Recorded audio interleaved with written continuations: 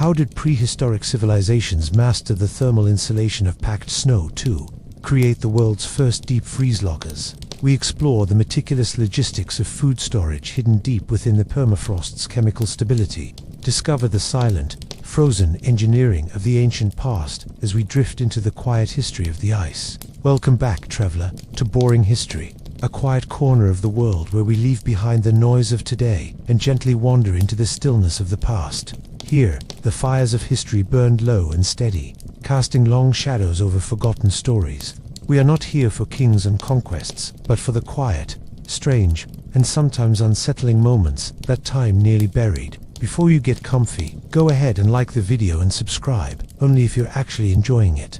Tell me in the comments where you're watching from and what time it is for you.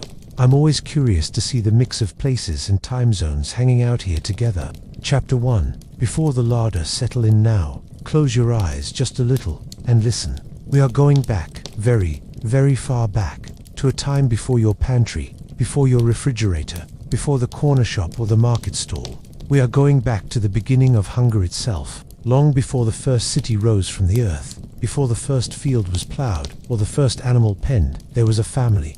Let us call them the family of the valley, for that is where they lived, in a shallow bowl of land between two ridges, where a creek ran cold even in summer, and the trees grew thick with birds, and the grasses grew tall enough to hide a child lying flat on her back, staring up at a sky so wide and so blue it made your chest ache just to look at it. There were perhaps 20 of them. A grandmother with clever hands, her fingers worn smooth from years of cracking nuts against stone, her eyes still sharp as flint chips, despite the silver that had crept into her hair. 2 hunters, brothers, lean and watchful, and possessed of a patience that most modern people would find almost unbearable. They could crouch motionless behind a boulder for 4 hours, barely breathing, waiting for a deer to lower its head to the water. Several mothers nursing infants, their bodies doing the exhausting work of turning food into life. Children who ran and shrieked and tumbled in the grass, who chased lizards and threw pebbles into the creek, and had not yet learned the weight of worry. And a young girl, perhaps 12 years old, whom we shall call Senna, for no particular reason except that she deserves a name, because she is the one we will follow, the one whose quiet observations and restless mind will carry us through this story. Senna's world was beautiful. It was also terrifying. Every single morning, when she opened her eyes on the rough sleeping skin that served as her bed, when the pale grey light of early dawn was just beginning to soften the darkness of the rock overhang above her, the first thought that crossed her mind was not, "What shall I do today?" It was something more urgent, more animal, more honest than that. It was, "Is there food?" Not, "Will there be food later?" Not, "Is there food somewhere in the world?" But is there food here, now, within reach, for us, for today? Because in those ancient days, the answer was never guaranteed, never assumed, never taken for granted, the way we take it for granted now when we reach for the bread on the counter without even thinking about it. You see, before our ancestors learned to store food, truly store it, protect it, save it against the coming days and the coming cold and the long dark months when the land offered almost nothing, life ran on a single precarious rhythm, feast and famine. The great pendulum of plenty and want that swung back and forth through the seasons, and through the years and through the generations, never entirely still, never quite predictable. When the hunting was good, when the brothers came home with their shoulders squared and their eyes bright, and the carcass of a large deer or a wild pig draped between them, everyone ate until their stomachs ached, and they lay by the fire in drowsy contentment, grease on their chins and warmth in their bellies, and the temporary, beautiful feeling of being full.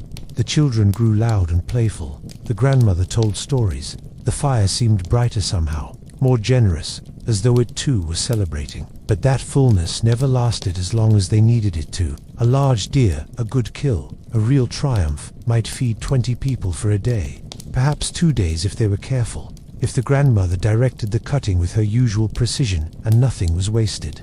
If the bones were cracked and boiled, and the marrow extracted, and every edible scrap consumed. But by the 3rd morning the meat was gone, or it had begun to smell wrong in the summer heat. That particular sweet rot smell that meant danger, that meant sickness, that everyone in the valley had learned to fear from childhood. And then the hollow feeling returned, first in the belly, then in the eyes. Then in the way the brothers looked at each other before they went out in the morning, not with excitement, but with the quiet gravity of people who carried a weight they could not put down. Senna understood this rhythm the way she understood the creek and the ridgelines and the path of the sun.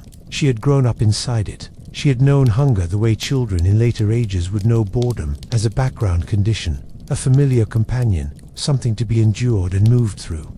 But she had also known something else, something that set her apart from the others in the family. Something the grandmother had noticed and quietly encouraged. Senna watched things. He paid attention in a particular, sustained, almost uncomfortable way that most children could not manage. She noticed, for instance, that the squirrels in the oak trees along the northern ridge did something strange in the late weeks of summer. They did not simply eat the acorns as they fell. They carried them. They ran along branches with their cheeks stuffed and their small bodies moving in urgent, purposeful lines, and they buried things in the earth and in the hollows of old stumps. And then they came back, days later, sometimes weeks later, and dug those things up again. She had watched this for 2 full seasons before she mentioned it to the grandmother.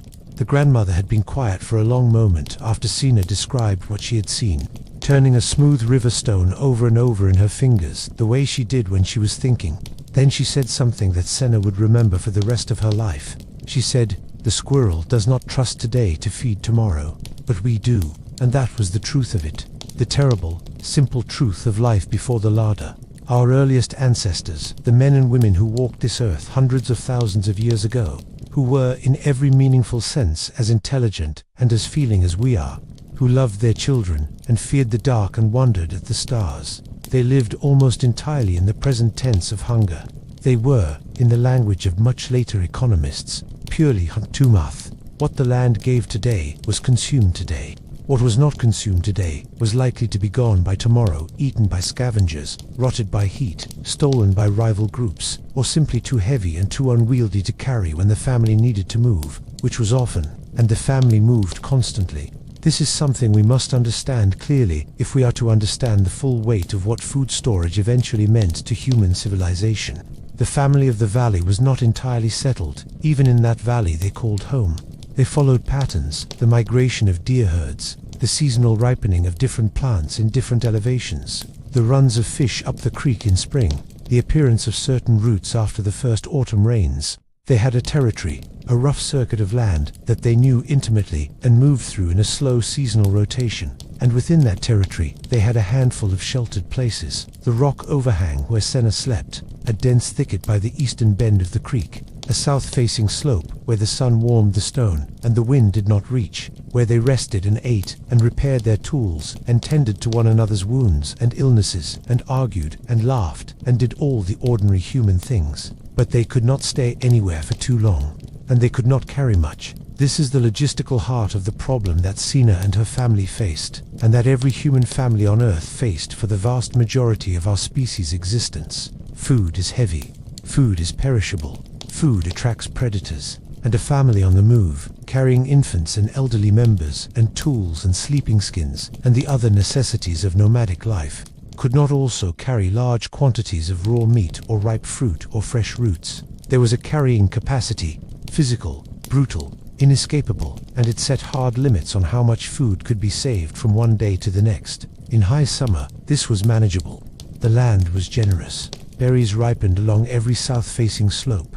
The creek gave up its fish to patient hands. The brothers could find deer or wild boar, or at least rabbits and birds almost every day if they were willing to walk far enough. The children could gather armfuls of leaves and roots and grubs and mushrooms.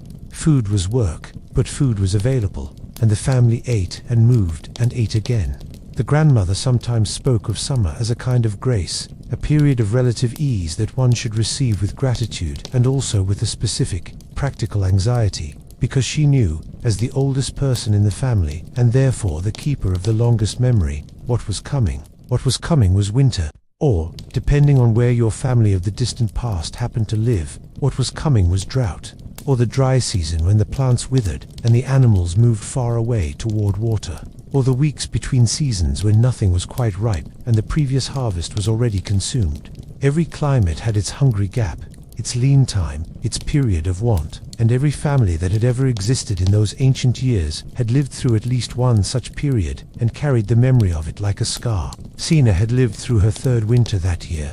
She remembered the first two only vaguely, cold and darkness, and the sound of the infants crying at night, and the way the adults' voices got quieter and more careful as the weeks went on, as though they were rationing not just food, but words as well. But she remembered this most recent winter with a clarity that still made her stomach tighten. She remembered the day the last stored berries were eaten. They had been dried on flat rocks in autumn and kept in a fold of skin, and even dried and somewhat shriveled, they had tasted extraordinary, almost unbearably sweet, nothing like the fresh berries of summer. She remembered the day those were gone. She remembered the grandmother's face that evening, not panicked. The grandmother never panicked, but very still, very inward, the way a person's face looks when they are doing difficult calculations and do not like the answers they are reaching, because this is the thing that must be understood about those dried berries. Those few handfuls of shriveled sweetness that the family carried through the cold months and rationed with great care. They were not a proper food storage system. They were not the product of foresight and planning and a sophisticated understanding of preservation. They were an accident of observation. Someone, at some point in the family's recent memory, had noticed that berries left on a warm rock in the sun became smaller and harder and lasted longer than fresh berries, and had thought to bring some along when the family moved. That was all. It was a beginning, a dim and stumbling beginning, but it was not yet a system. It was not yet knowledge that could be reliably repeated and improved and passed down. It was a lucky habit, fragile as a bird's egg, easily lost, easily forgotten in the press of daily survival. And so for most of the winter, the family ate what the frozen world offered. This was less than you might think, but more than nothing. The brothers hunted even in snow, tracking deer through white silence, reading prints and breath, and the slight sway of branches. They came home some evenings with rabbits, with birds brought down by thrown stones, occasionally with something larger and more significant. The grandmother directed the butchering with her usual care. The bones were cracked, and the marrow was extracted, that dense and nutritious fat from deep inside the bone that could sustain life when everything else had run out. Certain roots, still viable beneath the frozen ground, if you knew where to look and were willing to dig, were brought up and roasted in the coals. Pine bark was scraped and chewed for its inner layer of nutritious cambium, which tasted like something between wood and grass and patience. They survived. They always survived, or at least most of them did. There was a small child, barely walking, who had not been well before the cold came, and who was not there when spring arrived. And this absence was a wound in the family that healed slowly and never entirely. But the others survived, and survival was everything. Survival was the only measure that mattered. And when the first green shoots pushed up through the thawing earth, and the creek began to run loud and quick with snowmelt, and the birds returned in their noisy, cheerful clouds, the relief in the family was something almost physical, almost visible, like a collective exhaling that had been held for months. It was in that spring, after that winter, with its specific weight of hunger and grief, that Senna began to think in earnest about the squirrels. She went back to the oak grove on the northern ridge, and she watched again, more carefully this time, with the particular intensity that the grandmother had encouraged and that the winter had sharpened into something almost desperate. She watched a squirrel retrieve a buried acorn from a spot it had hidden months before. She watched it dig with swift, certain paws in exactly the right place, without hesitation, without error. She thought about what that meant. The squirrel had not simply eaten when food was available. The squirrel had done something more complex, more deliberate, more extraordinary than that. It had separated the act of acquiring food from the act of consuming it. It had created a gap in time between the finding and the eating, and in that gap it had placed the most powerful tool available to any living creature trying to survive on an uncertain earth. A reserve. Senna did not have those words, of course. She had no word for reserve, no concept of logistics, no framework of economic theory to describe what she was observing. But she felt the truth of it in her body, in the same place where hunger lived, in that deep animal knowing that preceded language and outlasted it. She felt it the way you feel the solution to a problem before you can articulate the problem itself. Something in the watching of that squirrel, something in the memory of the grandmother's still face on the evening the berries ran out, something in the image of small frozen footprints leading to a burrow where a child now no longer slept. Something in all of that came together in Senna's mind, like flint striking flint. She went home to the grandmother. She did not come with answers. Not yet. The answers, the smoking and the salting and the pit digging, and the drying racks and the clay pots, and all the astonishing, world-changing technologies of food preservation that would slowly, over tens of thousands of years, transform human life from survival into civilization. Those were still far in the future, still waiting in the long, slow unfolding of our species' ingenuity. But Senna came to the grandmother with a question, and sometimes a question is enough to change everything. She said, "Grandmother, why do we not do what the squirrel does?" And the grandmother, who had been waiting though she could not have told you what she was waiting for, or that she was waiting at all, turned from the fire and looked at her granddaughter with eyes that were very bright and very old and very much alive. "That," she said quietly, "is the right question." Outside the rock overhang, the spring night was settling in, soft and cool, and full of the sounds of a world returning to life after the cold. Frogs sang by the creek. Something moved in the grass on the far ridge, a deer, probably, or something larger. The fire breathed and shifted, and in the small, warm circle of its light, with the grandmother's eyes on her, and the question still hanging in the air between them, Senna sat down and prepared to think, to really think, to do the thing that separates our species from every other creature that has ever walked this earth, to imagine a future that has not happened yet, and to ask what it would take to make that future better than the past. This is where our story truly begins. Not with the invention of pottery, or the discovery of salt, or the digging of the first storage pit, but here, in this moment, in this question, in this small fire burning against the enormous dark. The larder did not begin with technology. It began with a thought, and the thought began with hunger, and with watching, and with a grandmother who knew how to recognize the right question when she heard it. Sleep now. We will go further tomorrow. Chapter 2. The fire that changed everything. Come back to the fire. It has been burning for a very long time. This fire, longer than any of us can properly imagine. It has been burning in the hands and the camps and the memories of our ancestors for perhaps 1,000,000 years. And tonight, we are going to learn what it truly did for us. Not just warmth, not just light. Something far more important, far more lasting, far more revolutionary than either of those things. There is a moment in every fire's life, you may have noticed this yourself, sitting around a campfire or a hearth on a cool evening, when the flames die down and the coals take over. The orange-red embers pulse with a slow, deep heat that is somehow more serious than flame, more patient, more concentrated. Smoke rises from them in thin threads, smelling of wood and char and something almost sweet. And if you lay a strip of meat across those coals, something begins to happen. The surface of the meat changes, it darkens, it contracts. The moisture inside begins to move, drawn out by the heat, rising toward the surface, and some of it evaporating into the air around the fire in a steam that smells extraordinary. That makes every person and every predator within range raise their head and point their nose toward the source. What is happening in that piece of meat is both simple and miraculous.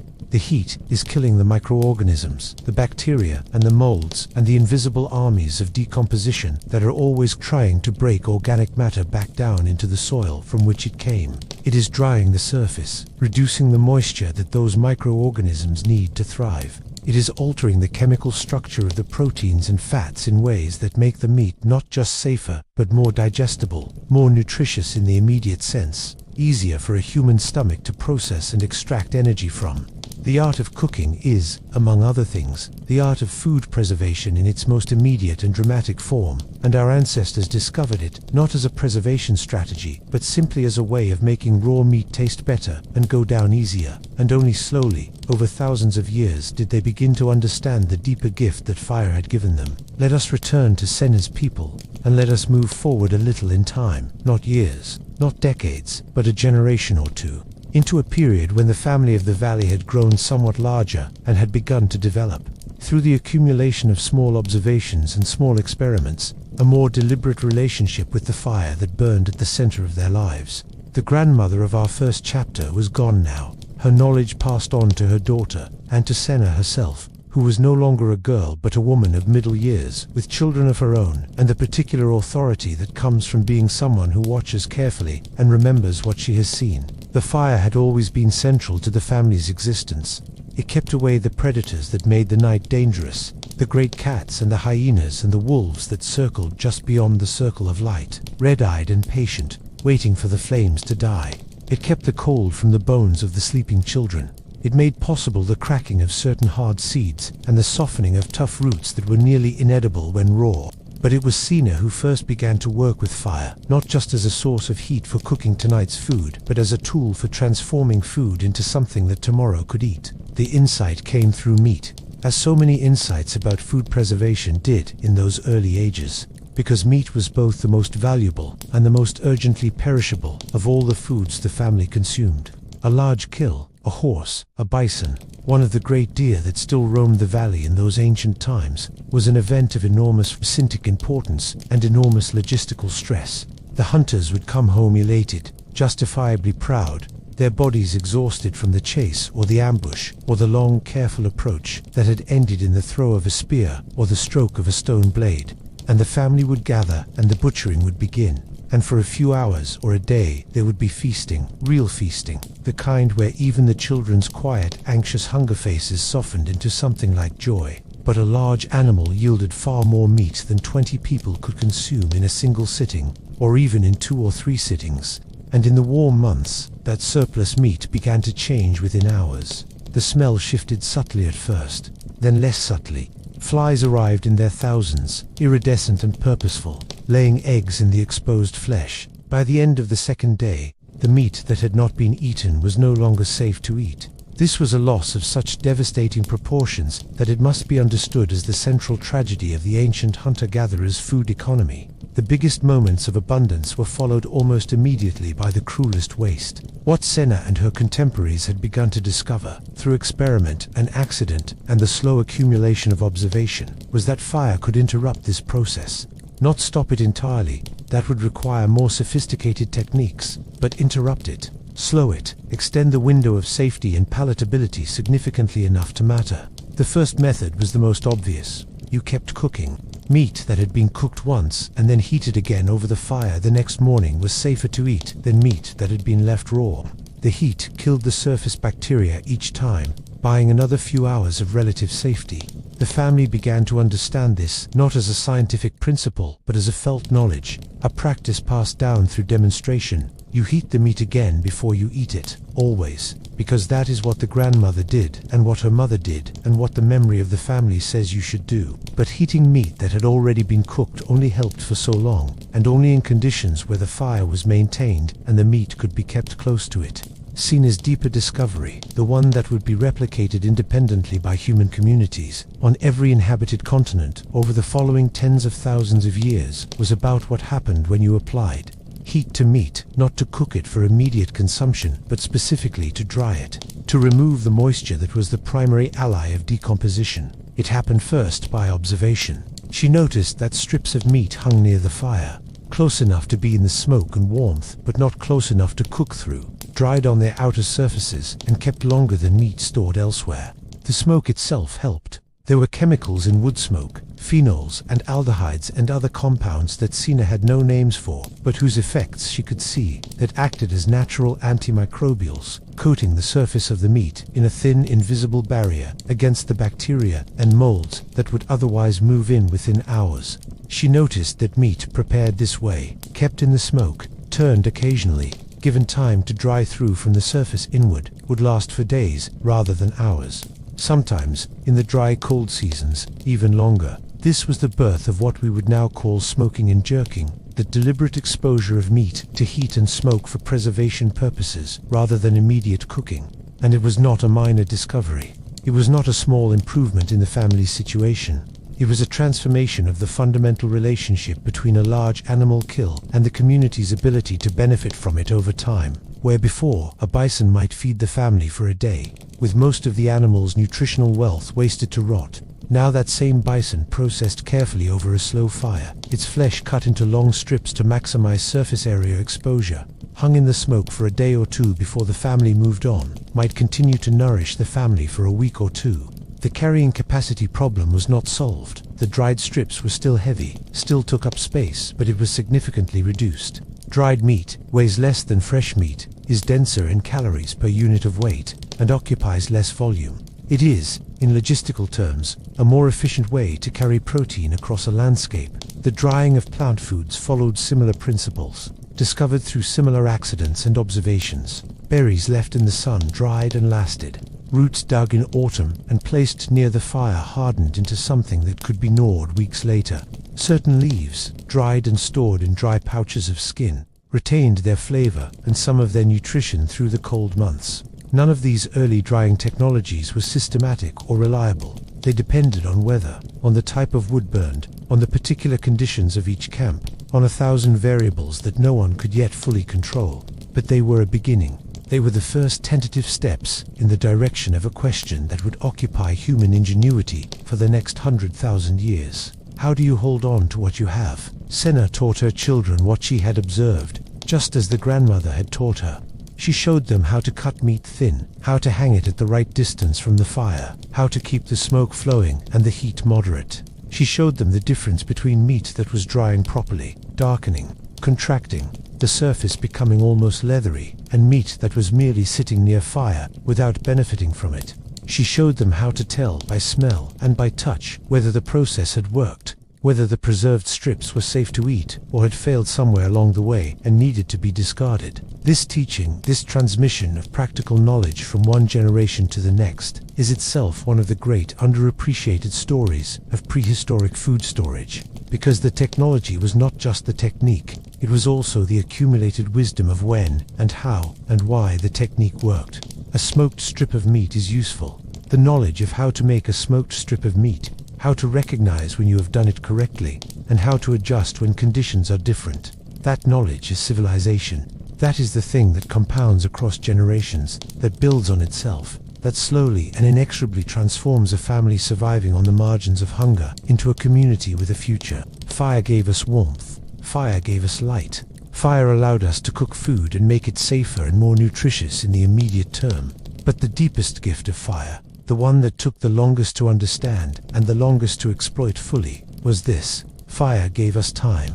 Time between the getting of food and the eating of it. Time to travel further from the kill because you didn't need to eat everything immediately. Time to survive the lean days because you had something set aside from the good days. Time, and this is perhaps the most important thing of all, to think. Because people who are not desperately hungry every hour of every day can afford to sit by the fire in the evenings and watch the smoke rise and wonder about things. They can afford to plan. They can afford to have ideas that reach further into the future than tomorrow morning. And it was in those firelit evenings, in the slow and gradual accumulation of those thinking hours, that the next great insights about food preservation began to take shape. Senna's granddaughter, let us call her Mira, because she too deserves a name. Because she too will carry us forward, grew up in a family that smoked its meat as a matter of course, as inherited habit, as something that was simply done without needing to be explained. For Mira, smoked meat was not a discovery. It was a given, and because it was a given, her mind was free to go further, to push past the question that Senna had spent her life answering, and to ask the next one. Fire was good. Fire preserved things, and extended life, and made the worst of winter more survivable. But fire required wood, and wood was not always available, and fire required tending, and tending required attention and energy that a traveling family in the hard months did not always have to spare. Fire was also light and sound in the darkness, and there were situations, seasons, of particular danger from rival groups or from the great predators that followed the same game trails as the family, when fire was a liability, a beacon, an advertisement of presence that could not always be afforded. Mira began to wonder, as she traveled with her family and watched the world with her grandmother's watching eyes, whether there was something else, whether the cold itself, the deep, reliable cold of the high ridges and the north-facing slopes and the places where the wind came down from the mountains even in summer, whether the cold might do some of the work that fire did, but silently, and without wood, and without light, and without drawing everything in the valley to your exact location. She was not the first person in the world to have this thought. Across the vast distances of the ancient earth, in 100 different valleys and plateaus and coastal edges, other families were having similar thoughts, prompted by similar observations, shaped by similar necessities. The story of human food storage technology is not the story of one genius inventing things in isolation. It is the story of a species thinking its way toward solutions to a shared problem, slowly and in parallel, over thousands of generations. But Mira's thought was real, and it was important, and it led her, in the way that thoughts lead people when they are followed seriously and with patience, toward the caves. But that is the next chapter. For now, let the fire burn low. Let the smoke drift upward into the dark. Let us give thanks, in our warm and well-fed present, for the long chain of watching and thinking and teaching that began with someone, somewhere, noticing that meat kept near fire lasted longer than meat kept in the open air. That small noticing is an ancestor of everything that followed, of every refrigerator and every canning jar and every grain silo and every supply chain that keeps this modern world alive and fed. It all began here, with a fire, with a family, with a woman who watched and thought and taught what she had learned. Sleep well. The smoke will keep the dark at bay. Chapter 3. The Caves of Plenty. Tonight we go deeper. We leave the open air and the firelight, and we follow a girl with a torch into the earth itself. The cave has always been part of our story, shelter, sanctuary, canvas for our earliest art. But tonight we discover another of its gifts, perhaps the most practical and the most enduring, the cave as pantry. Let us speak first of cold. Not the dramatic cold of a blizzard or a frozen river, not cold as crisis or catastrophe, but the quiet, steady, mineral cold that lives deep inside the earth, in the places where sunlight never reaches and the air barely moves. If you have ever stepped into a natural cave on a summer's day, you will have felt it, that immediate, startling drop in temperature, that dampness that touches the skin before your eyes have adjusted to the dark, that sense of entering a different world, with different rules, different rhythms, a different relationship to heat and time. It is the cold of rock and depth, and the slow breath of the earth itself, and it stays remarkably, stubbornly, constant, regardless of what the weather is doing above ground. In summer it feels cool, almost cold. In winter it feels relatively mild. It is, in the language of physics, a naturally thermostated space, maintaining a temperature somewhere between the extremes of the seasons above, varying only slowly and slightly as the months turn. Our ancestors noticed this, of course they did. They were not stupid, and they lived close enough to the physical world that they could not afford to miss what the physical world was telling them. They had been using caves as shelter for hundreds of thousands of years, sleeping in their mouths and painting their walls, and raising their children in their protective shadow. But at some point, in some cave, in some season of particular scarcity, someone made the connection that would change things. They understood that the same quality of cool constancy that made a cave comfortable to sleep in could also keep food from rotting. That the cave was not just a shelter from rain and wind and predators, it was also, potentially, a refrigerator. The oldest refrigerator in the world. Made of limestone or granite or sandstone, roofed with mountain and floored with clay, sealed from the changing moods of the sky above. Mira, our watchful granddaughter from the previous chapter, grew up in a territory that was rich in caves. The ridge on the northern side of the valley was honeycombed with them, some no more than shallow overhangs, others going back and back and back into the rock, until the light from the entrance became a distant smudge, and the cold became something you could feel in your teeth. She had explored many of them as a child, sometimes with other children and sometimes alone, which was brave in an era when darkness held real danger. She knew which ones were occupied by bears or by the wildcats that hunted the valley. She knew which ones flooded in the wet season when the water table rose. She knew which ones had dry floors, and which were slick with moisture and which smelled of old bones and old killing. And she knew, because she had walked into them on hot summer days and felt the temperature change on her skin, which ones were cold. Reliably, persistently, usably cold. The question she began to ask, in that quiet internal way that characterized her family's mode of thinking, was whether that cold could be harnessed the way fire had been harnessed, whether it could be directed, whether things placed in a cold cave would be preserved by the cold the way things placed near a fire were preserved by the heat and smoke.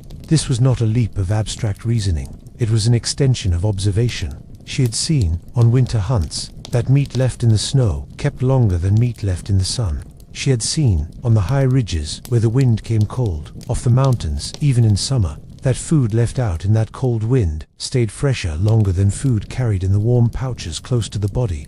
Cold slowed things down. Cold slowed the rot, slowed the flies, slowed the invisible process of decomposition that turned good food into poison with such indifferent speed. Fire fought decomposition with heat. Cold fought it a different way, with stillness, with the slowing of all the biological clocks that decomposition required to do its work. Mira began to use a particular cave. It was not large, a room perhaps 10 body lengths deep and 5 across, with a ceiling low enough that an adult had to duck at the entrance, and a floor of smooth clay that stayed dry even in the wettest months. It was cold. Even in the height of summer, when the valley floor baked and the creek ran low and the air above the grass shimmered with heat, the back of this cave breathed cold air against your face like a whispered greeting, and it was dark. Not the ordinary darkness of night, which your eyes eventually adjusted to, but the absolute darkness of a place that had never once, in all its geological history, admitted a single photon of light. Darkness that pressed against you like a physical thing. She brought meat there, carefully wrapped in layers of bark and large leaves, an early form of what we would now call packaging. The leaves and bark serving not to keep out moisture, but to keep the meat from contact with the cave floor and walls, from the soil bacteria and the moisture that might accelerate rather than retard its decay. She placed it at the very back, where the cold was most intense. And she waited. The results were not perfect. They could not have been. Mira did not know about the specific temperature thresholds that inhibit bacterial growth, did not understand the role of humidity, did not have the means to control the cave environment in the way a modern refrigerator controls its interior. What she found was variable, dependent on the season and the specific cuts of meat and the particular conditions of each attempt. But the general result was clear enough to matter. Meat stored in the deep cave lasted longer than meat stored in the camp. Not forever, not even close to forever, but longer. A few extra days that, in the lean weeks of late autumn or the deep cold of midwinter, when the hunters came home empty-handed, could mean the difference between the family eating today and the family not eating today. She also found something she had not expected. The cave was useful not just for meat. Certain plant foods stored there too. The late-season nuts, the dried root vegetables, the small hard fruits that she and the other women gathered in the weeks before the first frost.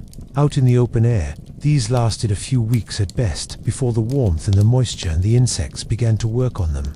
In the cave, in the cold darkness, they lasted longer. The process of their decay was slowed. The cave bought time that the open air did not permit. This was the beginning of what archaeologists, many thousands of years later, would excavate and document as the earliest food storage features: pits, caches, coolroom deposits in natural caves that show evidence of deliberate, repeated use for the storage of food rather than simply for shelter. The evidence is fragmentary and difficult to interpret with certainty, because organic food materials decompose and leave little behind, and because the behaviors of these early people were not written down but lived, not documented but passed from hand to hand and mouth to ear across generations. But the evidence is there. Bones arranged in ways that suggest deliberate catching rather than simple consumption. Plant remains in contexts that suggest storage rather than immediate use. The ghost of the larder, visible to trained eyes even across the vast distances of deep time. What Mira understood, and what the family of the valley would spend the next several generations refining and improving, was that a good storage cave was a strategic asset of enormous value. It was not like a tool which could be made and remade relatively quickly by skilled hands. It was not like a hunting spot which might be found again in a new territory when the family moved. It was specific. It was fixed. It was a particular crack in a particular ridge in a particular valley, with particular qualities of cold and dryness that could not easily be replicated elsewhere. And this fixity, this deep connection to one specific place, was one of the forces that began, very slowly and over very long timescales, to pull our nomadic ancestors toward a different way of living. If you had a cave that kept your food, you did not move away from that cave lightly. You came back to it. Season after season, you came back. And with each return you knew the cave a little better, could use it a little more skillfully, could store a little more in it, could depend on it a little more fully. The cave was not just a storage facility, it was an anchor. It was the beginning of the idea that a particular place could belong to a particular people, not in the abstract legal sense of later land ownership, but in the immediate practical sense of this is where we keep our food, and therefore this is where we return, and therefore this is our place in a way that other places are not. The strategic importance of food storage sites also introduced something new and complicated into the social life of these early communities. The question of defense, open food, food in the camp, food being prepared, food being consumed, was more or less available to whoever was present. But cached food, food stored in a specific place, sometimes far from the main camp, set aside for future use, required protection. You had to know it was there. You had to remember where it was. You had to be able to find it again when you needed it. and you had to ensure that others, rival groups, opportunistic individuals, scavengers of the two-legged variety, did not find it and take it first. This was a new cognitive demand, and it was not trivial. Managing a food cache required what psychologists now call episodic future thinking, the ability to project yourself forward in time, to imagine a future self in a future situation needing food, and to make decisions in the present that will serve that future self. This is something that very few non-human animals can do to any significant degree, and something that our closest relatives, the great apes, manage only in rudimentary ways. For early humans, it was both a gift and a burden. The ability to imagine the future is also the ability to dread it, to plan for it, to feel the weight of what might happen even before it does. Food storage and anxiety about food storage were born at the same moment, twins in the human mind, inseparable from then until now. Mira managed her cave with a care that her family recognized as something important, something that went beyond the ordinary business of gathering and hunting. She chose what went in and what was taken out. She judged which foods were best suited to the cave's particular environment and which were not. She tracked, not with writing, for writing was still inconceivably far in the future, but with a sharp and trained memory, and with small physical markers, bent sticks and scratched marks on the cave wall. How much was stored, and approximately how long it had been there, and therefore approximately how much longer it could be relied upon. She was, in every meaningful sense, managing a food logistics system. She was a supply chain of one, working in the dark with no tools more sophisticated than memory and observation and hard-won knowledge, and doing it well enough that her family ate through winters that otherwise would have been catastrophic. She also, and this is perhaps the most human thing of all, worried. She worried in the way that people who are responsible for things they cannot entirely control always worry. She worried about whether the cave would stay dry. She worried about whether the bear would come back. There were old claw marks on the cave walls that suggested the cave had been a bear den at some point in the not-too-distant past, and bears were interested in food with a thoroughness and a power that human families could not easily counter. She worried about whether the stored food was lasting as well as she thought, or whether she was being optimistic about its condition, telling herself what she wanted to believe, rather than what the smell and the feel of the meat actually told her. She worried about whether this winter would be worse than last winter, and whether what was in the cave would be enough. This worry, this productive, necessary, sometimes agonizing worry, was the engine that drove improvement. Because people who are worried about whether their food will last think harder about how to make it last longer. They experiment, they observe, they compare, they teach what they have learned to their children and insist that the children take it seriously, because the children's lives will depend on it.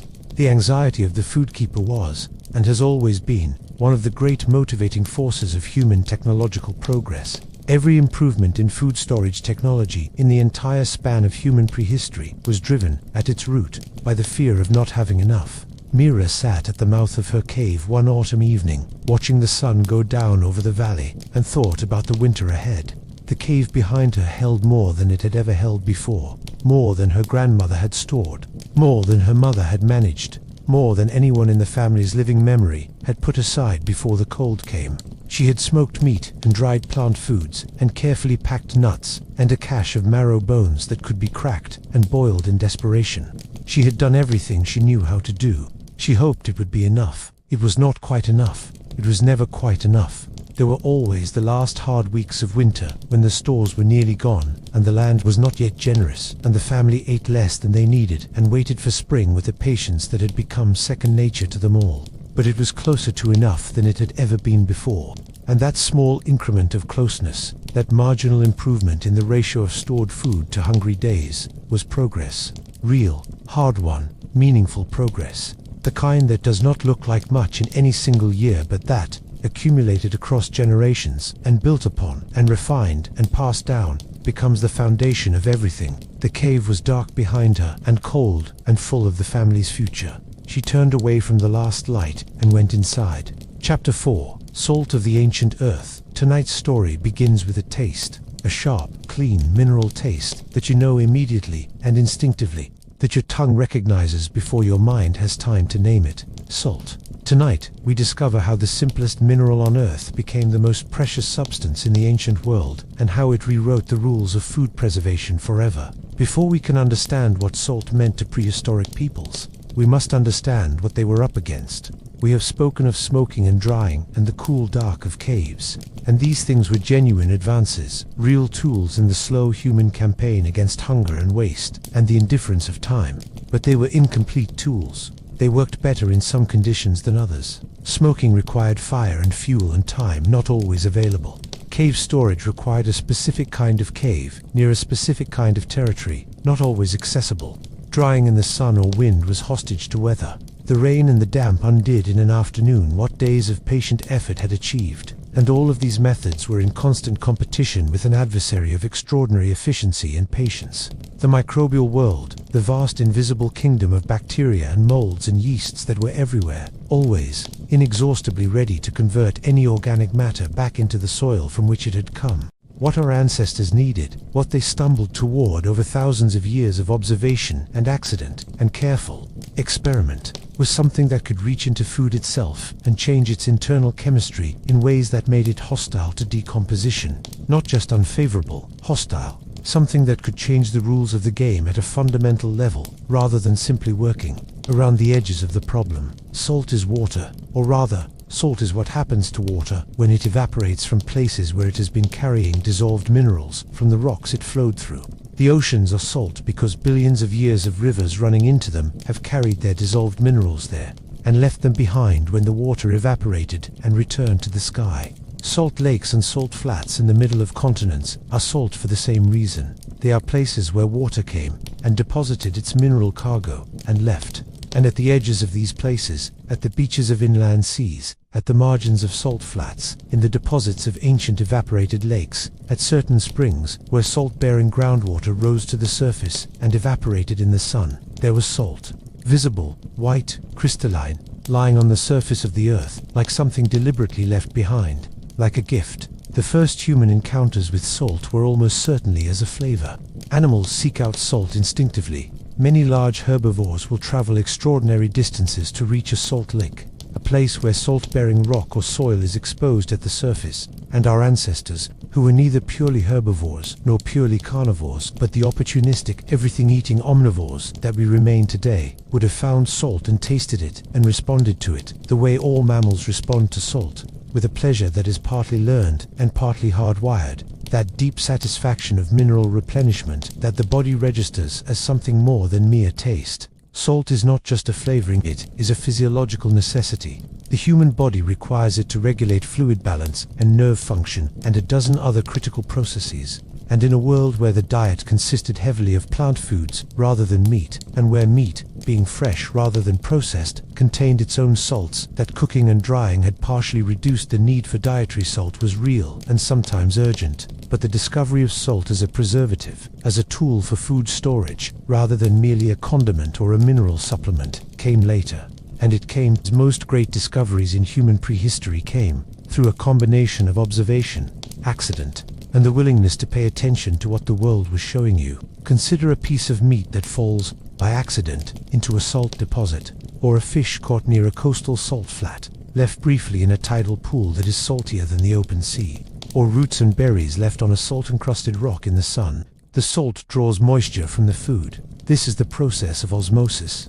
Though our prehistoric ancestors had no word for it, and in drawing out moisture, it creates an environment hostile to the bacteria and molds that rely on that moisture to survive and reproduce. The surface of the food becomes inhospitable. Decomposition slows. The food lasts. Someone, somewhere, at some point in the long human past, noticed this. They noticed that food, which had been in contact with salt, behaved differently from food that had not, that had kept longer, that it tasted different, sharper, more mineral, but in a way that was not unpleasant, was in fact quite interesting, was in some ways an improvement on the fresh version, that it could be carried and stored and relied upon in ways that fresh food could not. And having noticed this, they did what observant, intelligent, hungry people do. They tried to make it happen on purpose. We cannot know exactly when or where this happened first. The archaeology of salt use is difficult precisely because salt itself does not preserve well. It dissolves, it disperses, it leaves traces that require specialist techniques to detect and interpret. But there is evidence, from sites across multiple continents, suggesting that deliberate salt use in food preservation reaches back at least to the early Neolithic period, and some researchers believe it may be considerably older than that, reaching back into the late Paleolithic, into the period when our story is set. What we do know is that salt springs, places where naturally salty water rose from the ground, and salt lakes and coastal salt flats were places of particular importance to early human communities, visited repeatedly, often from considerable distances, by groups who clearly understood that what these places offered was worth the journey. Let us return to our family, now several generations further along from Mira and her cave, into a time when the family had grown and split and joined with other families and grown again, and was now a larger and more complex community than the tight band of 20 that Senna had belonged to. They were still largely mobile, still following the seasonal rhythms of the valley and the surrounding landscape, but their mobility had a new quality to it. It was organized around fixed points in a way that earlier generations' movement had not been. The cave was one such fixed point, and the salt spring, discovered by a hunter following a deer track to a rocky outcrop on the southeastern edge of their territory, was another. The hunter's name does not survive.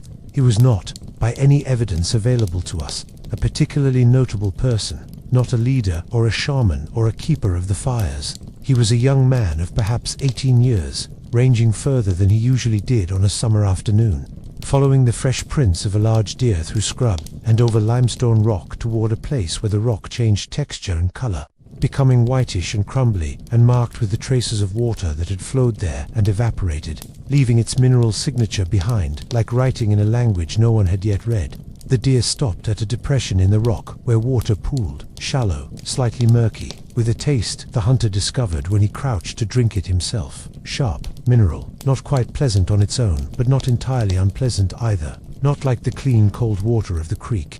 Something different. He brought the news home, as hunters brought all news home, and the community received it with the particular focused attention that people who live close to the edge of survival give to anything that might represent a resource. Several of the elders, including a woman who was now the community's primary keeper of food knowledge, a role that had passed through the female line in their group for as many generations as anyone could remember, went to see it. They tasted the water. They touched the white crystalline deposits at the margins of the pool where the water evaporated in the afternoon sun. They handled the crystals and rubbed them between their fingers and tasted them again. The food keeper, let us call her Nara, because the tradition of our story demands she have a name, had a particular kind of knowledge that was equal parts practical and intuitive. She knew what she knew, not through formal study, but through the long immersion in knowledge that comes from being raised by someone who knew a great deal and who passed it on with the seriousness it deserved. She knew about smoking and drying. She knew about the cave and its temperatures. She knew a great many things about how different foods behaved in different conditions, and she held all of this knowledge in an active, searching, cross-referencing way that constantly looked for connections and implications. She tasted the salt crystals and she thought about what she knew. She thought about how meat that had been cooked long and hard had a particular texture and saltiness to it that came partly from concentration. The moisture driven out, the mineral content of the meat itself becoming more pronounced. She thought about how, when she had once accidentally dropped a piece of prepared food into a pool near the coast, the food had changed in texture and lasted longer than she had expected. She thought about what she had seen at the cave, how dryness and cold fought decay together. She thought about what the salt felt like between her fingers, drawing the moisture from her skin as she rubbed it. Then she took a piece of fresh meat and packed it in the white crystals and left it in the sun. What followed was not an immediate triumph. The first experiments were imperfect. Meat packed in too little salt decayed at the center, while the outer surface preserved well. Meat packed in too much salt became unpalatably harsh, the crystals drawing out so much moisture that the flesh became rigid and extremely difficult to chew. Meat not properly cleaned before salting developed strange patches of spoilage that did not follow the patterns she was used to. There was much to learn, and learning it took time, seasons of experimentation, failure, partial success, adjustment, and more failure before the technique resolved itself into something reliable and teachable. But the direction of progress was clear from the beginning. Salt worked. Not perfectly, not without skill and attention, and a considerable investment of one of the most precious things in the ancient world, time, but it worked. In a way that nothing else had quite managed before. Properly salted meat, cut carefully, rubbed thoroughly, left to cure for the right amount of time, lasted for weeks. In cool conditions, in the cave, packed in its mineral coat, it could last considerably longer. The texture was different from fresh meat. The flavor was different. The experience of eating it was different in ways that the community had to learn to appreciate rather than expect to love immediately. But it was food. Real, substantial, protein-rich food that could be stored and carried and relied upon in a way that transformed the community's relationship with time and with hunger. Salt also changed the community's relationship with the landscape in profound and lasting ways. The salt spring became not just a resource but a destination, a place of return, a location with specific and recognized value that was defended and maintained and visited on a schedule, organized around the needs of food preparation rather than the movements of game or the seasonal ripening of plants. Other communities knew about the salt spring too, or found out about it, in the way that communities in that ancient, interconnected world found out about things. Through the slow diffusion of information along the trails and through the territories of neighboring groups, through the trade and the meeting and the occasional conflict that happened wherever resources were unevenly distributed across a landscape, salt became a commodity. Perhaps the first commodity, in the sense of a substance of recognized value that could be traded between groups who did not otherwise share territory or kinship. A community with access to a good salt source had something that other communities needed and wanted, and this need and wanting was the foundation of exchange. Dried meat could be traded for access to good flint for tool making. Knowledge of a good hunting territory could be exchanged for a supply of the white crystals that kept food through the winter. The logistics of food preservation were, from a very early stage, also the logistics of social relationship and economic exchange. Nara understood this. She did not have the economic vocabulary to describe what she understood. She had no words for trade or commodity or comparative advantage, but she understood it in her bones, in the way that people who have lived close to scarcity understand the value of things that reduce scarcity. She was careful about the salt. She did not share its location carelessly or trade access to it for things of lesser value. She taught her methods to her children and to the other women who worked alongside her in the preparation and storage of food. And she did not teach them to everyone who asked, because knowledge was a currency too, and currency spent carelessly lost its value. This perhaps uncomfortable truth, that the knowledge of food preservation was power, real and significant social power, and that those who held it did not always share it freely, is one of the subtler themes running through the entire prehistory of food storage. The people who knew how to keep food alive were not simply technicians performing a service for their community. They were, in a real and meaningful sense, the community's most important strategists. Their knowledge was the difference between survival and starvation, between a community that could plan and a community that could only react, between a future and no future at all. This gave them a status and an authority that was not always visible in the way that the hunter's status was visible, not celebrated with the drama and the ceremony that attended the return of successful hunters, but that was deeper and more durable and, in the long run, more consequential. Nara died in winter, in a year when the hunting was poor but the stores were good. The stores she had prepared and managed and worried over and defended were good enough that no one in the community went without food in the weeks after her death. The salt-preserved meat and the smoked strips and the dried roots and the cached nuts all did what she had spent her life ensuring they could do. They sustained the living through the cold and the dark, through the absence of the person who had prepared them, through the hard days that required nothing more of the food than that it be there. She had made sure it was there. That is the oldest and most essential definition of a food storage manager, of a supply chain director, of a logistics specialist, of any of the 1,000 titles that later civilizations would give to the people who do this work. Someone who makes sure the food is there, who thinks ahead so that others do not have to, who carries the weight of future hunger in the present so that the community around them can live with a little less fear of it. The salt crystals glittered white in the cave. Outside, the wind carried snow. Inside, the food held. Chapter 5. The first Cellars. Tonight, we go underground. Not into a natural cave this time, but into something more deliberate, more shaped by human hands, more intentional than anything that has come before. Tonight, we watch our ancestors pick up a digging stick and choose a place in the earth and make something that did not exist before they made it. Tonight, we watch them invent the cellar. There is a particular quality to the act of digging. It is slow, it is heavy, it demands a sustained commitment of physical effort that other kinds of work, the making of a stone tool, the gathering of berries, even the long patience of a hunt do not quite replicate. When you dig, you are committed. You are making a statement with your body about what you believe is worth doing.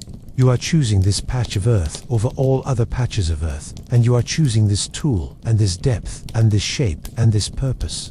Digging is, in its quiet way, one of the most deliberate acts a human being can perform.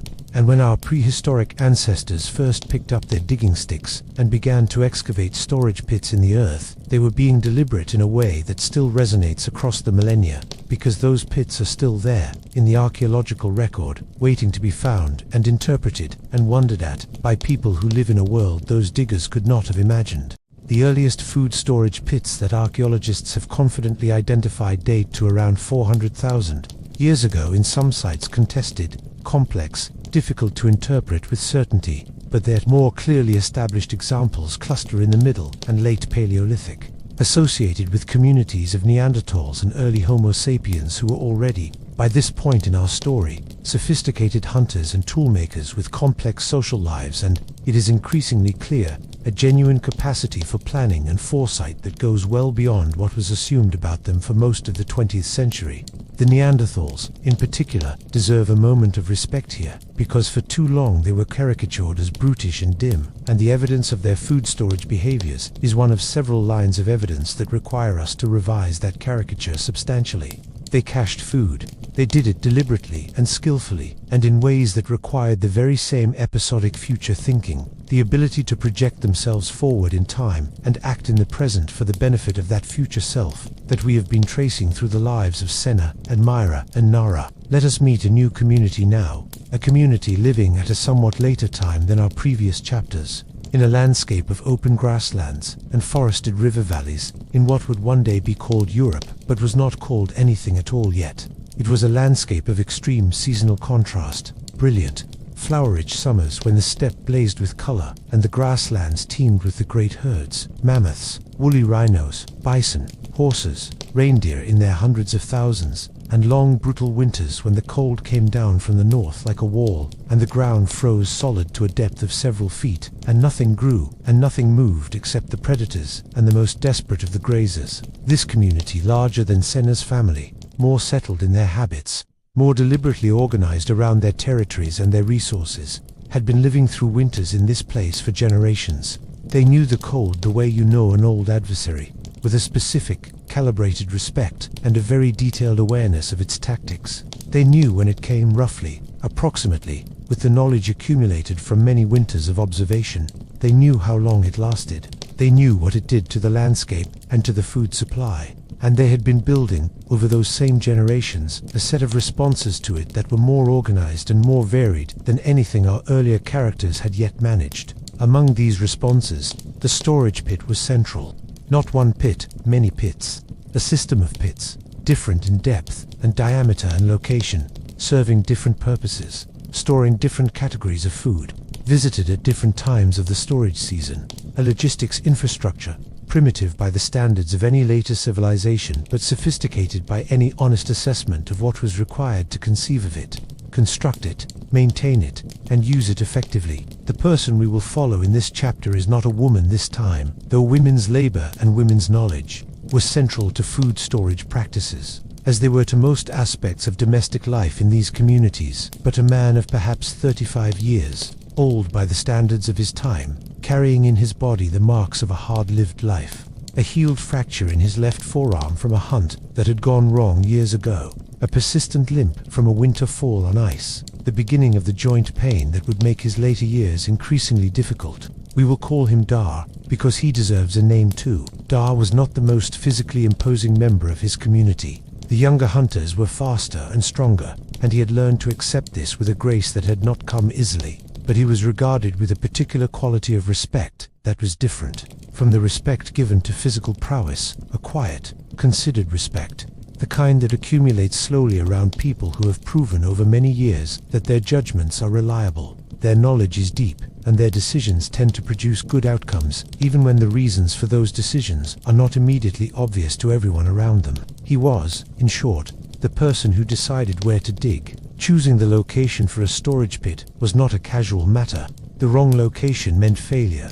food that rotted instead of keeping, effort that produced nothing. The dangerous false security of believing you had stored food, when in fact you had only delayed its decay by a few days. The right location, chosen with knowledge and care, meant a cache that held through the worst months and was still viable when the family needed it most. The difference between right and wrong was a matter of several overlapping factors, all of which Dar understood through decades of direct experience. The first was soil type. Different soils had different thermal and moisture properties. Clay soils stayed cold longer, but could trap water and become waterlogged, a death sentence for a food cache, because saturated soil around stored food created exactly the warm, wet, anaerobic conditions that the most dangerous decomposing bacteria thrived in. Sandy soils drained well and stayed drier but lost their cold more quickly as the season turned. The best soil for a storage pit, Dar had found through long experience, was a specific kind of compact loam, not quite clay, not quite sand, with a texture that held its shape when you dug into it, that stayed cold without retaining excess moisture, that could be excavated cleanly, and whose walls held firm without collapsing. Finding this soil in the right place, sheltered from direct sun, accessible in all seasons, not in a flood-prone depression, not so exposed to wind that the entrance would be drift-covered in a blizzard. It embodied the word in a blizzard required, knowing the territory intimately, and had taken him years to learn. With Leah's to lipis in tours to learn, clecking in it, with prend in with pleplekbud, with a pit half with word of god, diskbask, wahap it, a beslux that gak, which goes that with hapata, was where hakat, over whoop, with a fat her, aga, purpose, but out skabawkas, good house with bracket, with us,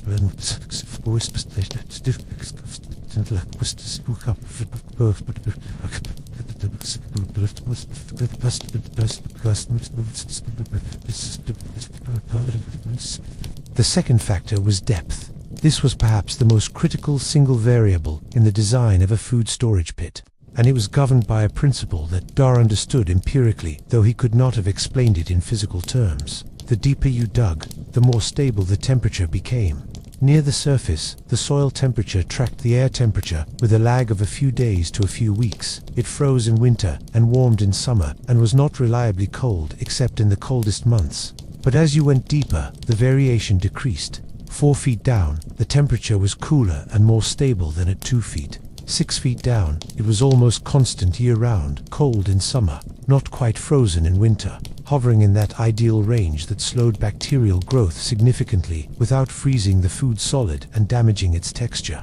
The deepest pits Dar dug were impressive engineering achievements for their time, narrow at the top, widening slightly as they went down, shored up with flat stones and heavy timbers to prevent collapse, accessible only through a tight opening that could be sealed against animals and weather. The sealing of the pit was its own art. A poorly sealed pit was worse than no pit at all. It admitted the animals that would devour the cache, the rain and snow melt that would saturate it, the insects that would colonize it, the temperature swings that would undermine the cold stability on which the whole enterprise depended. A well-sealed pit used layers, a flat stone lid weighted down by heavy rocks, surrounded at its edges by packed clay to prevent gaps, sometimes insulated above with a layer of dry grass or leaves that provided additional thermal buffering.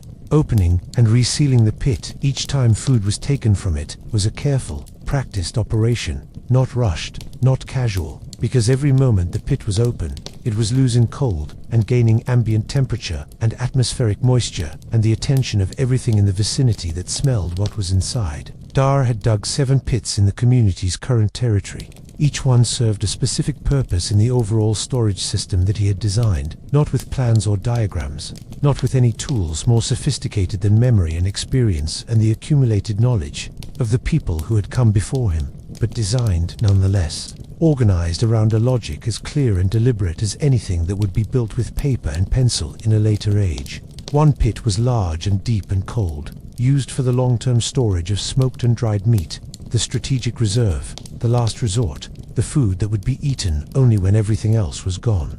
2 pits were medium depth, used for the medium-term storage of fresh-killed meat in the early winter, when temperatures above ground were cold enough to slow decomposition, but the deeper pit's cold was more than needed and better saved for the worst of the season.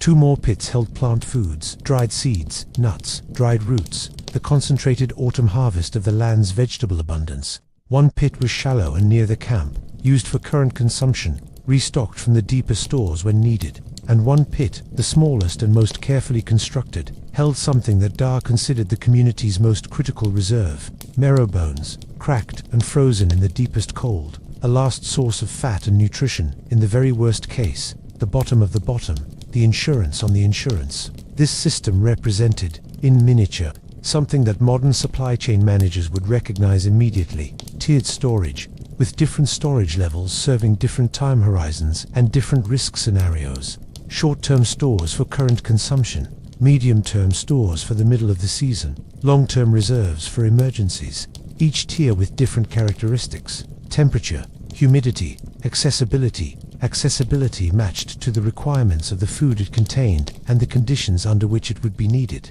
The logic was the same as the logic of a modern warehouse system, stripped down to its fundamentals and executed with stone and wood and knowledge, rather than climate-controlled containers and barcodes and inventory management software. The fundamentals, it turns out, were already there. They were always there.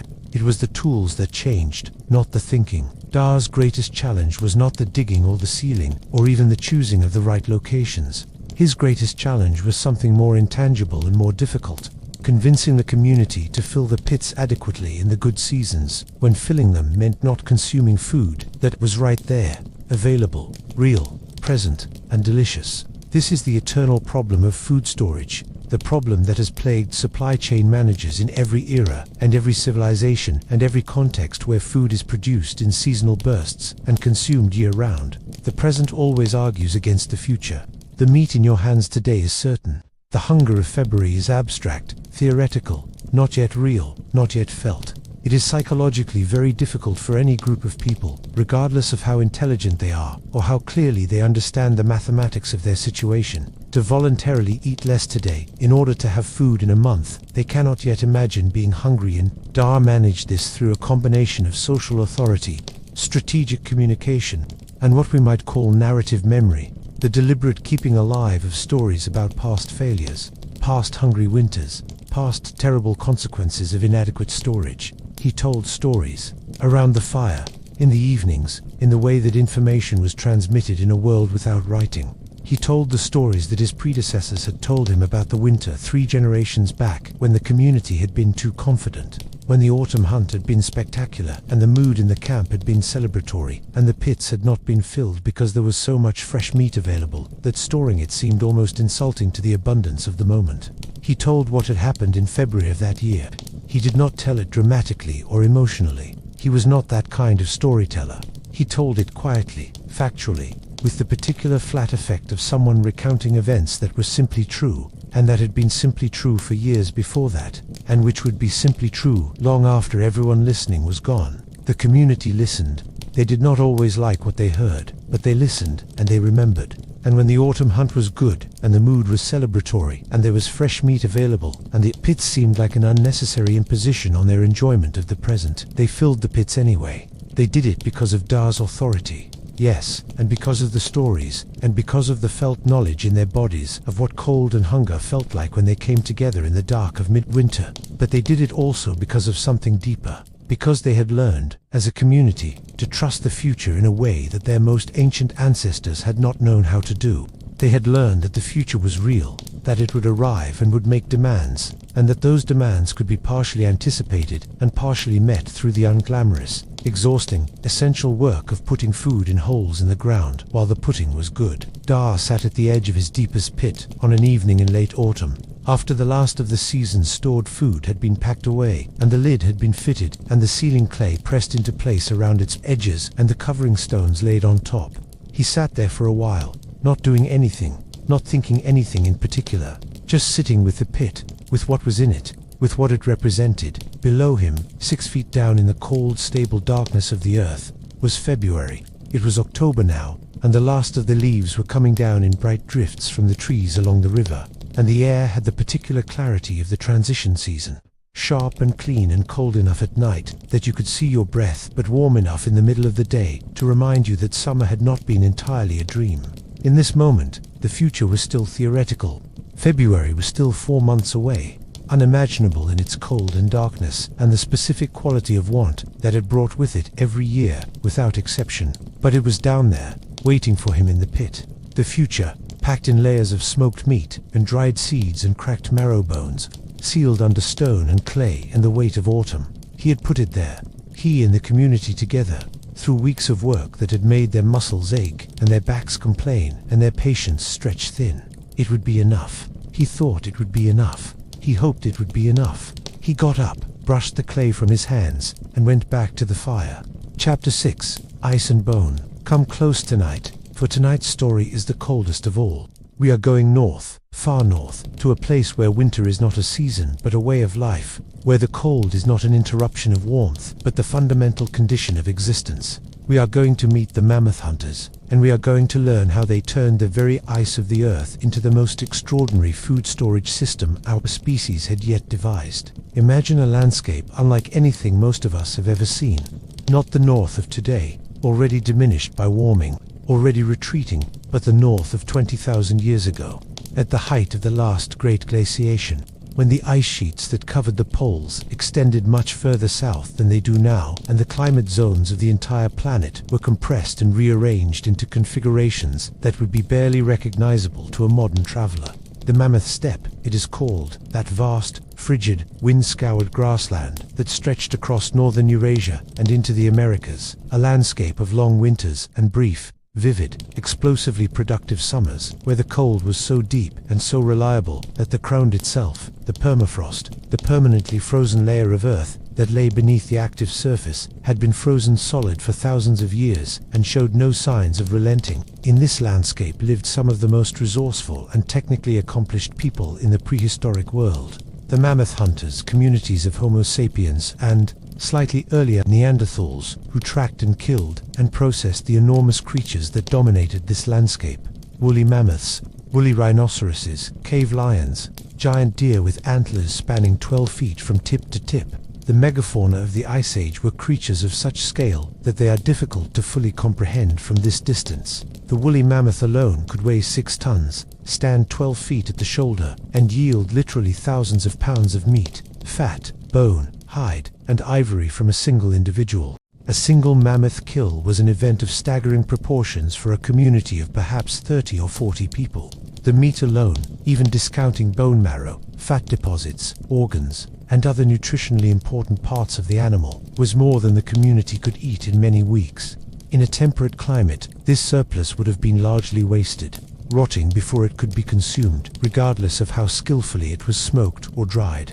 But in the Mammoth Steppe, in the deep north, in the world where the permafrost began just a few feet below the surface of the ground, the surplus did not have to rot, because the ground itself was a freezer, a vast, ancient, perfectly cold, always-on natural freezer that the mammoth hunters learned to use with a skill and efficiency that still impresses the archaeologists who study their sites today. We must meet one more person now, one more keeper of the cold, with a name and a story and a mind that is working on the problem of food and time in the particular conditions of this extraordinary place. She is called Vera, an older woman, perhaps 50, which in her world meant she was ancient, meant she had survived things that had killed most of the people born in the same season as her, meant she carried knowledge accumulated over decades of hard experience in conditions of unforgiving cold and seasonal extremity. She was the community's primary processor of animal remains, the person responsible for deciding what was eaten immediately, what was preserved, and how and where it was stored, and for how long. When the hunters brought down a mammoth, an event that might happen 2 or 3 times in a good year, that required coordination and courage, and the precise use of spears and timing, and the channeling of an animal that could kill with a single sweep of its tusks, the whole community came together for the processing. This was not simply a matter of cutting up the carcass and eating what you could. It was a complex, organized operation that Vera directed with the authority of her experience and the clarity of someone who had thought about this problem for decades and knew exactly what needed to happen and in what order. The first priority was the fat. Mammoth fat was the most calorie-dense food available in this landscape, the substance that the community needed more than any other to survive the deep cold of winter. The human body in a cold climate burns extraordinary quantities of calories, just maintaining its core temperature, far more than in temperate conditions. and fat is the most efficient fuel for this purpose, providing more than twice the calories per unit of weight as either protein or carbohydrate. The mammoth hunters had learned to prize fat the way later peoples in warmer climates would prize sugar as a concentrated source of energy, a luxury and a necessity simultaneously, something to be sought and saved and protected. Vera directed the extraction of fat with the systematic thoroughness of someone who knew exactly how much the community would need and exactly how much the animal provided. The thick subcutaneous fat layer beneath the mammoth's skin was the primary source. It could be several inches deep on a well-nourished adult animal, representing hundreds of pounds of pure caloric wealth.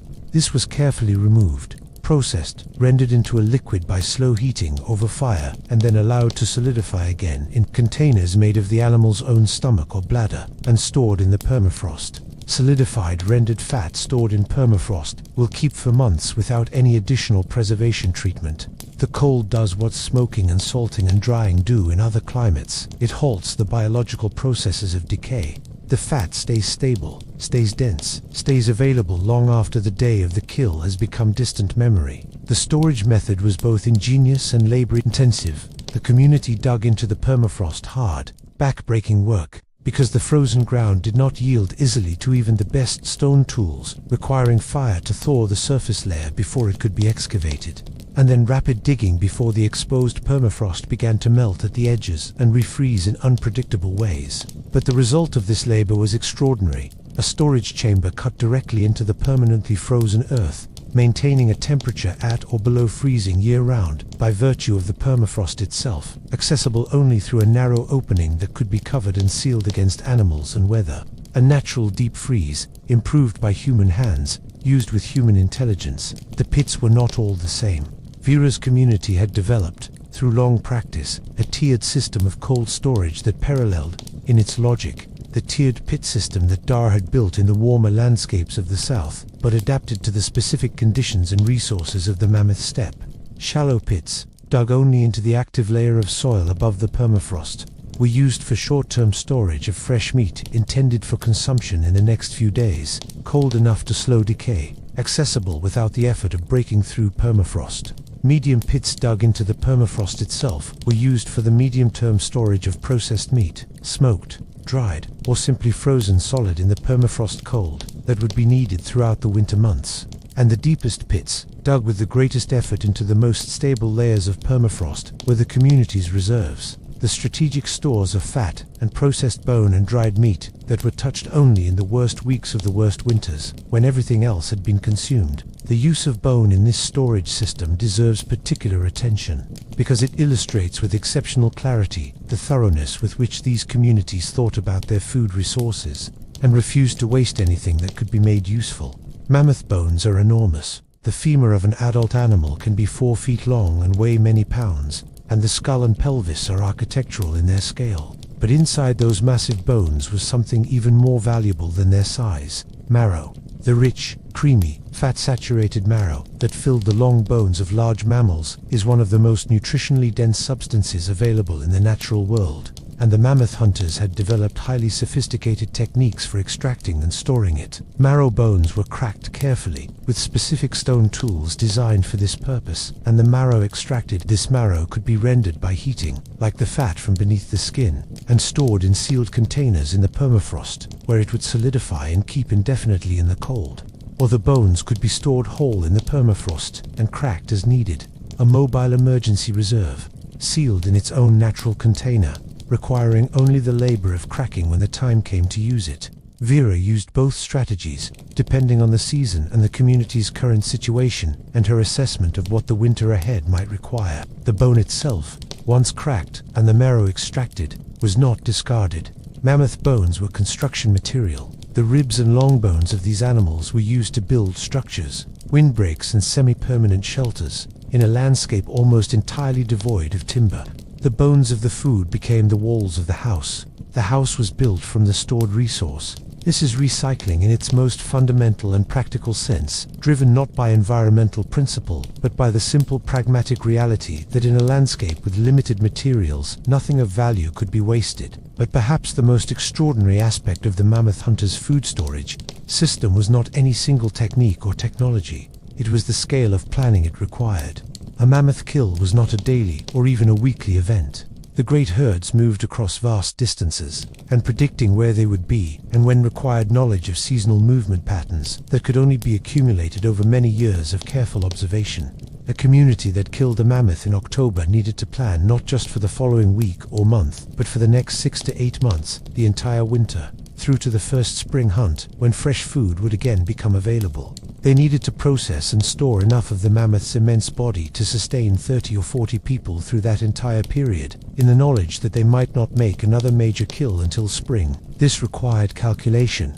Not written calculation, writing was still tens of thousands of years in the future, but mental calculation, carried in the heads of people like Vera who had done this enough times that the arithmetic had become intuitive, had become a felt knowledge of quantities and ratios and time spans that was as real and as reliable as any written system, and considerably more flexible in responding to the unexpected.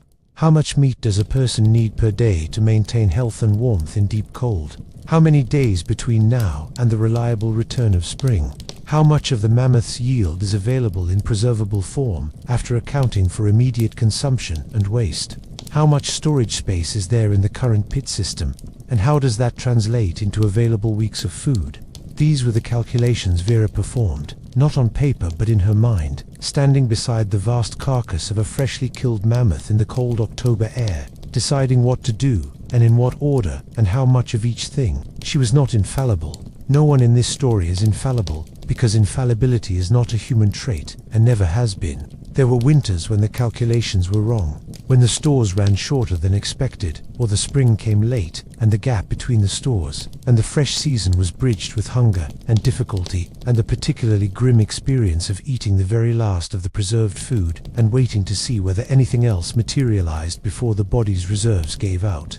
These were the experiences that refined the calculations for the next year, that made the estimates more conservative, that built into Vera's planning a margin of safety, a buffer, in supply chain terms, that she maintained with fierce consistency against the constant social pressure to consume more in the good times. There is something almost unbearably moving about the archaeological sites of the mammoth hunters. When these sites are excavated, and they are found across a broad swath of northern Eurasia and into the Americas, these ancient winter camps, with their bone structures and their fire pits and their permafrost storage chambers, they reveal in intimate detail the daily life of people who are managing a problem of extraordinary difficulty with intelligence and care and a genuine understanding of what was at stake. The mammoth bones used as building material, the carved ivory figurines, small, masterful, beautiful, that suggest lives with room for art and beauty, despite the hardness of the conditions. The careful arrangement of food storage pits that reveals a systematic, planned approach to resource management across timescales of months. And sometimes, in the permafrost of Siberia, the mammoth hunter's work is revealed in a way that is almost impossibly direct. Actual mammoth meat, frozen in the permafrost for 20,000 years, still preserved in a state that researchers have been able to analyze. The cold that Vera and her community depended on has lasted longer than anything they could have imagined has lasted. In some places, to the present day, preserving in the ice the remains of the very animals whose storage systems they built.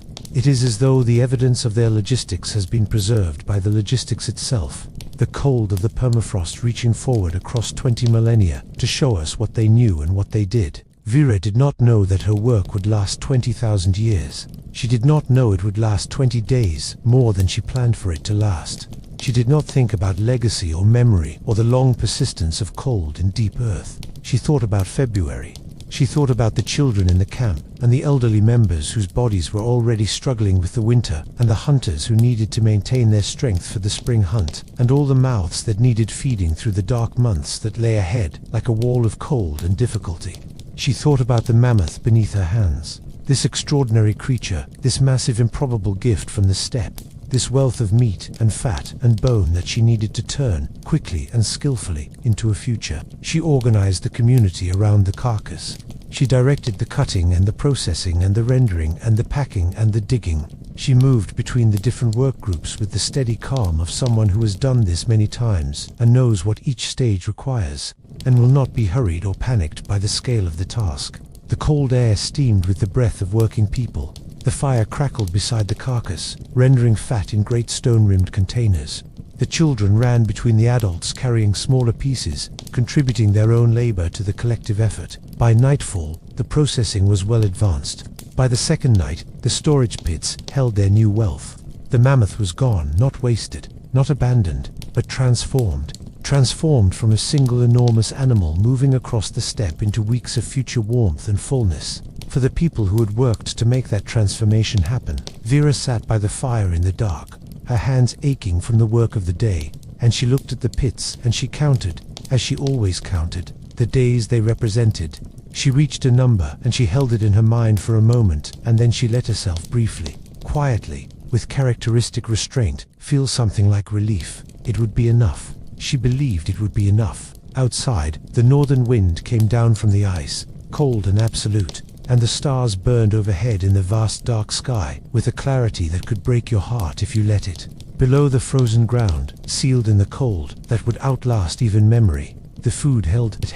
That is where we rest tonight, dear listener, deep in the frozen north, with the mammoth hunters and their extraordinary pits of ice and bone, with Vera's careful hands and her lifetime of calculation, with a cold that preserved not just food, but the evidence of human intelligence across 20,000 years of frozen time. Tomorrow night, we continue. We go south, into the warmth, where different conditions demanded different solutions, and where the sun and the wind became allies in the ancient campaign against hunger. The story of salt and smoke and ice and earth is not finished. There are seeds still to tell of, and clay, and the long, slow revolution of the granary. But for now, sleep. The stores are full. The cold is holding. Morning will come when it comes. Chapter 7. The drying racks of the Savanna. Tonight we leave the ice. We leave the deep cold of the mammoth steppe, and we travel south, far south, into heat and light and the vast shimmering openness of the ancient grasslands, where a different kind of people were solving the same ancient problem in a completely different way. Tonight we learn how the sun and the wind, those great indifferent forces that could destroy food as easily as preserve it, were tamed and put to work. Tonight we learn the art of the drying rack. The Savanna is not a gentle place.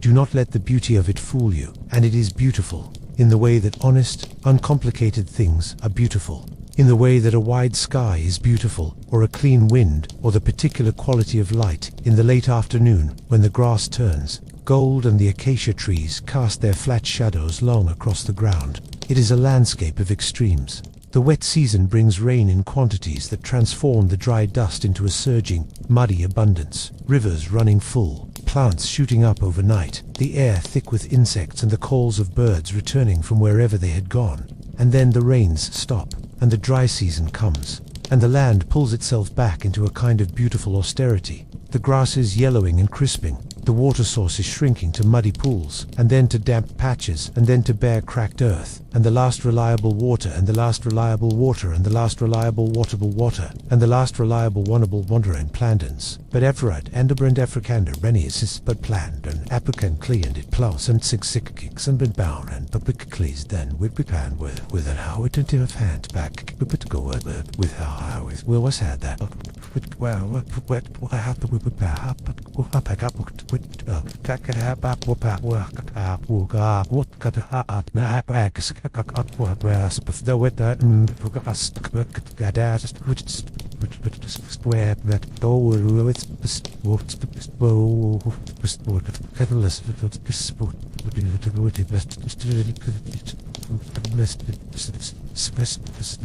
for the communities of early humans living in and around the great savannas of Africa, and it was in Africa, we should remember that our species first appeared and first began the long work of learning to live on this earth. The challenge of food preservation was shaped fundamentally by these conditions. The wet season brought abundance. The dry season brought scarcity.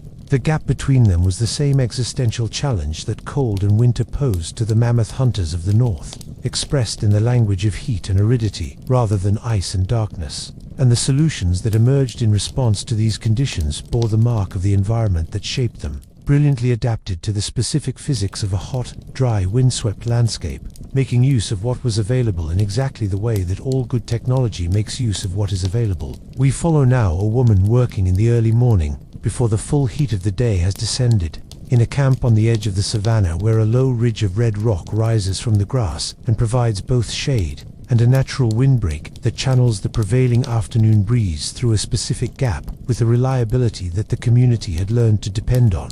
Her name is Kaya, a woman in her late 30s, strong and precise in her movements, with the particular kind of authority that belongs to people who are very good at a specific and important thing. And the thing Kaya was very good at was this: reading the air. Not metaphorically, literally, she could tell you, by stepping outside the camp and turning her face into the wind for a moment. Whether today was a good drying day or not, she could read the quality of the breeze, its temperature, its humidity, the steadiness of it, the direction it was coming from, and what that direction meant for the day's conditions, with a precision that had taken years to develop, and that the community around her trusted absolutely. Because in the art of food drying by wind and sun, the conditions mattered enormously. A hot, dry wind from the right direction could reduce a thick cut of meat to a viable, preservable state in a single day. A humid wind from the wrong direction, or no wind at all and still hot air, could allow the surface of the meat to crust over, while the interior stayed moist, creating exactly the conditions in which the most dangerous decomposing bacteria thrived, hidden beneath a deceptively dried exterior, waiting to make anyone who ate the meat very ill indeed. Kaya had learned to read the air from her mother, who had learned it from hers. This was a knowledge tradition as old as the drying racks themselves, passed down through the women of the community in the way that the most critical knowledge always traveled, person to person, hand to hand, demonstrated and explained and practiced until it was embodied, until it lived in the fingers and the face and the nose rather than merely in the mind. You could not learn to read the wind from a description. You learned it by being beside someone who could read it, and watching their face as they did it, and then turning your own face to the same wind and trying to feel what they felt, and being corrected when you were wrong, and trying again, until slowly, over years, the wind began to speak to you too. The drying racks that Kaya managed were not simple. They were the product of long collective refinement, built and rebuilt and adjusted and improved over the generations that her community had been using this particular campsite, and they had been using it for a very long time, because the rock ridge with its wind gap was exactly the kind of specific geographical feature that made a location worth returning to, worth defending, worth organizing your seasonal movements around. The racks were constructed of branches lashed together with strips of plant fiber and sinew, arranged in a specific orientation relative to the prevailing wind, so that the airflow passed across the suspended food from below and above simultaneously, maximizing the surface area in contact with moving air, and minimizing the poorly air and minimizing the poorly air and unpoorly air, and ekit, Eric, and a and uncool ekit could form irabak, bade irit air. Bennett, Irikin war endik, Kagina war ekit, it war our but with hapspin with how with azusak behak mehatap with hack who's with hack with with perfect act before to perfectness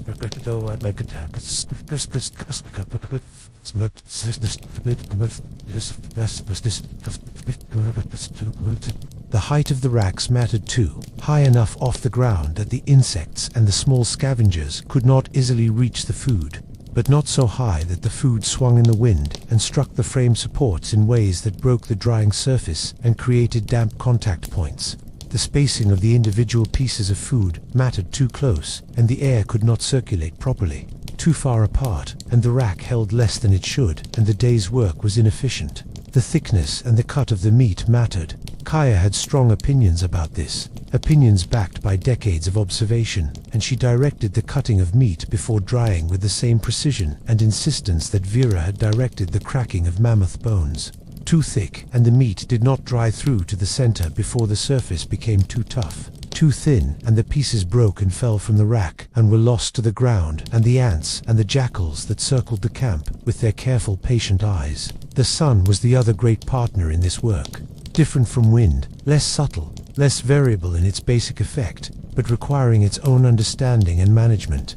Kaya knew the angle of the sun at different times of year and different times of day, and she knew how that angle interacted with the rack positions and the shadow of the rock ridge to create zones of light and shade that changed through the day in patterns she could predict with considerable accuracy. Meat in full sun dried faster on its sun-facing surface, but risked overheating in the most intense midday sun. The surface could begin to cook rather than dry, which was not the same thing at all, which created a cooked exterior enclosing a raw interior that was neither properly preserved nor properly cooked. The afternoon shade that fell from the ridge was not a setback, but a feature. It moderated the heat at the critical time and allowed the interior of the drying pieces to catch up with the exterior, creating a more even and reliable preservation throughout. Kaya timed the turning of the drying pieces, rotating each strip on the rack to expose the underside to sun and air, with the same attention to timing that a baker gives to bread.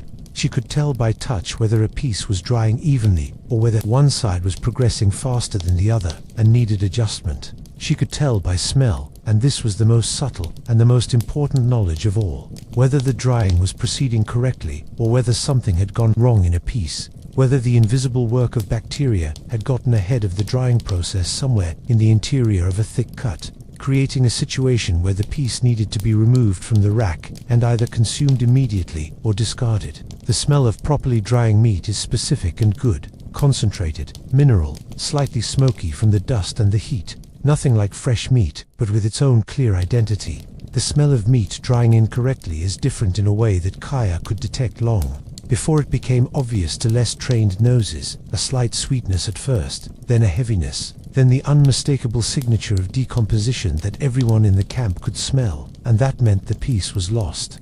She did not wait for the smell to become obvious. She caught it early, removed the piece, examined it, made her judgment. Sometimes she was wrong. Sometimes a piece that smelled slightly off was actually still good, the smell coming from a surface irregularity rather than interior decay, and she ate it herself, alone, to bear the risk of her own judgment rather than distributing that risk to others. This was not noble self-sacrifice, it was quality control. It was the practice of a person who understood that her judgments had consequences and was willing to be the first to bear those consequences. The range of foods that Kaya dried extended well beyond meat, though meat was the most valuable and the most logistically challenging. The Savanna was rich with plant foods of many kinds, and many of them were amenable to drying in ways that extended their usefulness dramatically. Certain fruits, sliced thin and laid on flat stones in the sun rather than suspended on racks, dried into dense, sweet, portable concentrates of nutrition that carried a fraction of their fresh weight but retained a significant proportion of their calories and flavor. Certain seeds and pods, already partially dried by the sun before harvesting, were brought to completion on the racks and then stored in containers made from gourds or bark or tightly woven grass, sealed against moisture and insects. Certain mushrooms, threading on lengths of plant fiber and hung in the wind gap where the breeze was steadiest, dried to a state of almost indefinite preservation, brittle, concentrated, enormously flavorful when reconstituted in water and added to whatever was cooking. The logistics of managing all of this simultaneously, coordinating the drying of different foods with different requirements at different stages of the process, in the changing conditions of a day that moved from cool morning through blazing noon to the somewhat gentler heat of late afternoon, was a genuinely complex management challenge. Kaya did it without stopping, without pause for anything except the minimum of water and a handful of something to eat in the middle of the day, moving between the racks with the focused attention of someone conducting a performance that demanded everything they had. Other women worked alongside her, directed by her, learning from her, the younger ones learning faster because they were still forming their knowledge and every observation was new. The older ones contributing their own experience and sometimes questioning her judgments in productive ways that occasionally changed her practice, because this knowledge was not static, it was alive. It was constantly being tested against experience and revised in response to outcomes and improved by the collective intelligence of people working the same problem together over many years.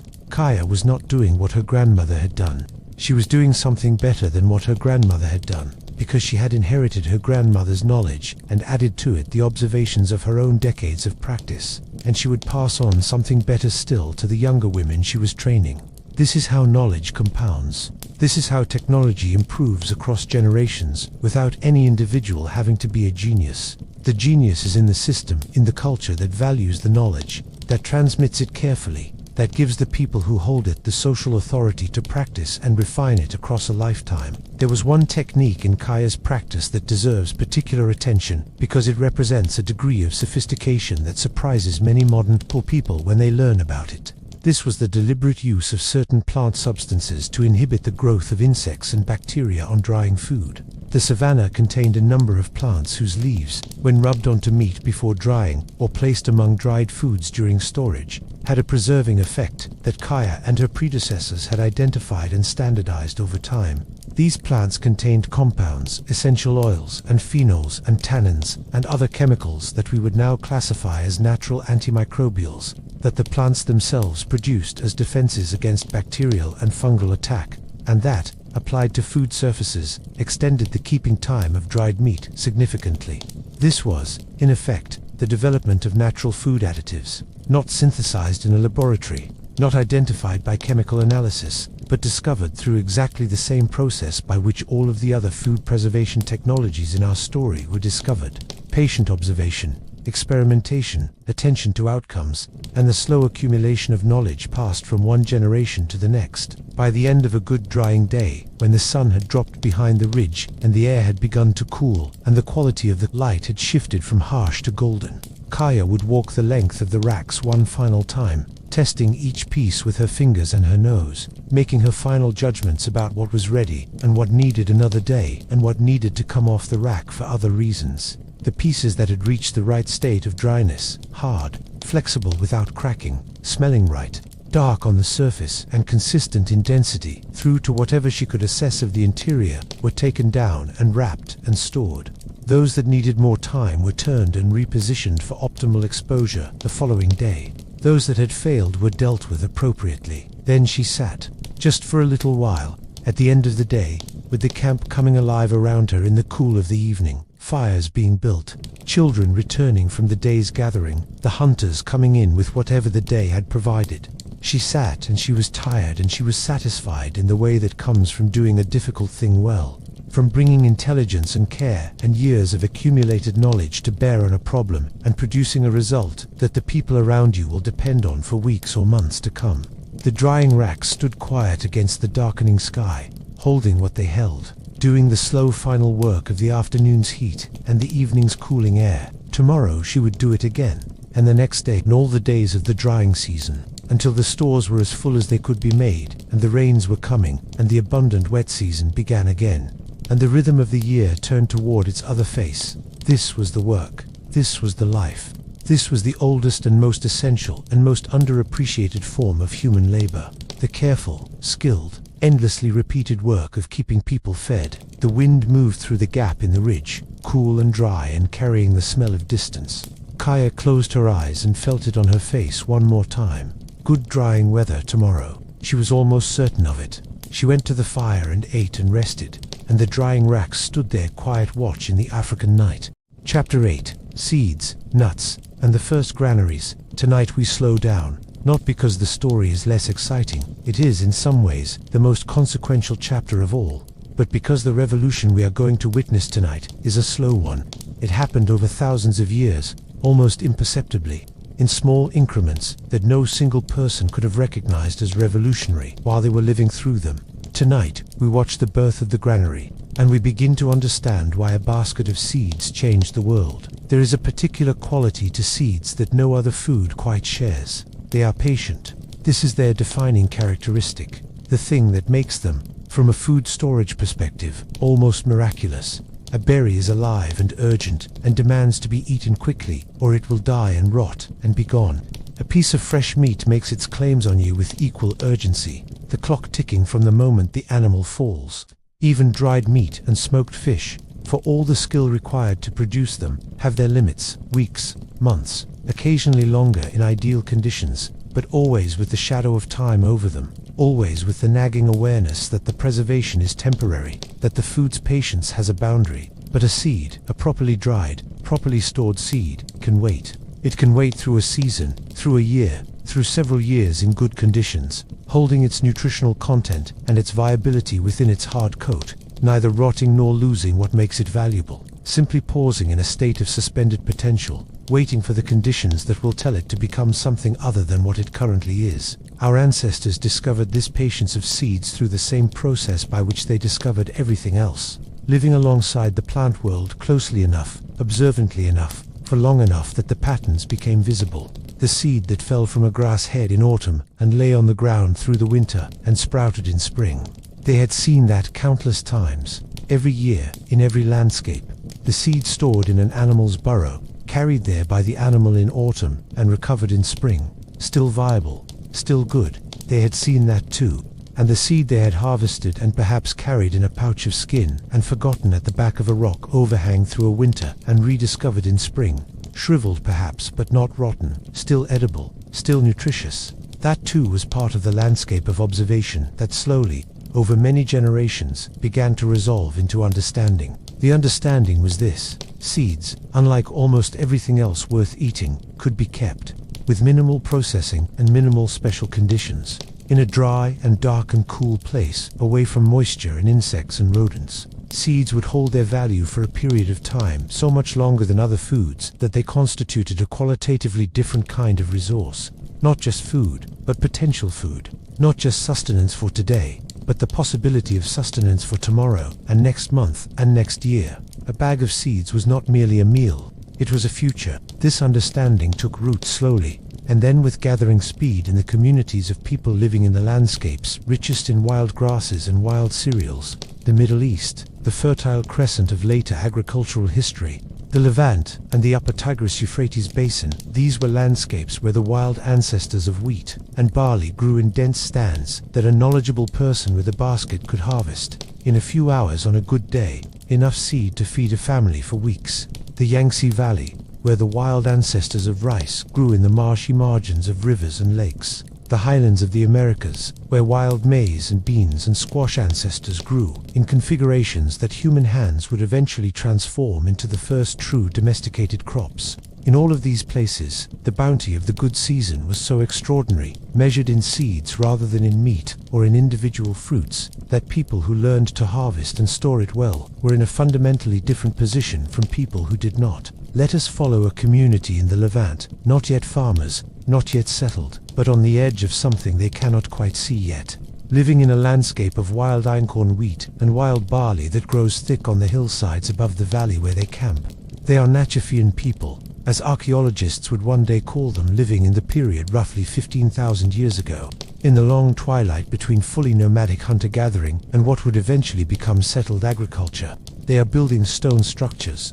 They are grinding grain on stone querns. They are beginning, very tentatively, and not yet irreversibly, to change their relationship with the land, from mobile and reactive to something more deliberate, more fixed, more invested. The woman who manages the community's seed stores is called Leah, not because we know her name, but because the tradition of this story demands she have one, demands we remember that she was a person and not just a process. She is perhaps 40 years old, with the strong forearms and calloused hands that come from years of grinding grain on stone, and with a particular habit of walking the hillsides in late summer with her eyes on the grass heads in a way that other people found slightly odd, but that she herself found completely natural. She was reading the harvest, assessing the state of the wild einkorn, estimating how many people with how many baskets over how many days would be needed to bring in enough seed before the heads shattered and scattered and the opportunity passed for another year. Because that was the other crucial thing about seeds, the harvest window. Wild grasses, unlike their domesticated descendants, scattered their seeds efficiently when ripe, as an adaptation to spread themselves across the landscape.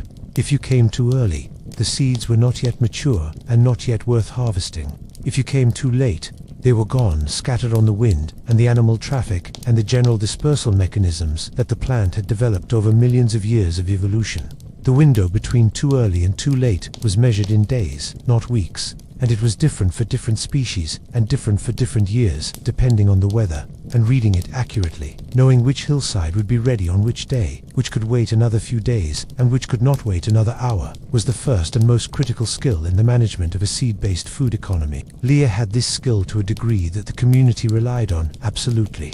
She began assessing the wild grain stands weeks before harvest was possible, building up in her mind a picture of the state of development across the whole hillside, which sections were ahead of others, which were more exposed to the wind and therefore likely to scatter earlier, which were in the slight shelter of the ridge and likely to hold a day or two longer. She assigned the community's labor, the baskets, and the hands that would do the actual harvesting, based on this assessment, sequencing the work so that the earlier strippening sections were harvested first and the later ones waited their turn. She managed the harvest the way a conductor manages an orchestra, keeping the whole thing in time, preventing any section from falling behind or rushing ahead, producing at the end a performance that the individual parts alone could not have managed. The harvested grain came back to camp in quantities that required a different approach to storage than anything the community had dealt with before. You cannot store 10,000 pounds of grain the way you store a few dozen smoked strips of meat. The scale changes everything. You need containers of a size and permanence that go beyond the pouches and bags that served for smaller quantities. You need a structure, a dedicated space, designed specifically for the purpose of holding grain, protected from moisture and rodents and insects and the weather in a way that a simple cache or a rock overhang cannot provide. You need, in short, a granary. The earliest granaries were not impressive structures by any later standard. They were holes in the ground, often lined with stone or with woven grass mats to keep the contents from direct contact with the earth. Or they were the corners of stone structures, sealed off and designated for storage. They were small and simple and imperfect, and the grain stored in them was subject to all the threats that grain stored anywhere is subject to: moisture that caused mold, rodents that gnawed through any insufficiently robust barrier, insects that burrowed into the grain mass and bred there with devastating efficiency, and the slow but relentless biological process of the grain trying to germinate, to become what it was programmed to become. A plant rather than food, when conditions were even slightly favorable. Leah managed these threats with the same systematic attention she brought to the harvest assessment. Moisture was the primary enemy and the first consideration in every storage decision she made. Grain that was not fully dry when stored would heat from the inside. The biological processes of partially moist grain generated heat, which promoted mold, which spread through the grain mass with horrifying speed, capable of ruining an entire season's harvest in a few days, if not caught and addressed quickly. Leah tested the dryness of incoming grain with her hands, pressing it between her palms to feel for any residual warmth or clumping that suggested insufficient drying, and she did not allow inadequately dried grain into the main storage until it had spent additional time in the sun on flat rocks, spread thin to maximize air circulation. Rodents were managed through a combination of physical barriers and constant vigilance. The storage structures were built with this enemy in mind: smooth vertical walls that rats and mice could not climb, narrow openings that could be sealed with stone fitted precisely enough to leave no gap through which a small body could squeeze.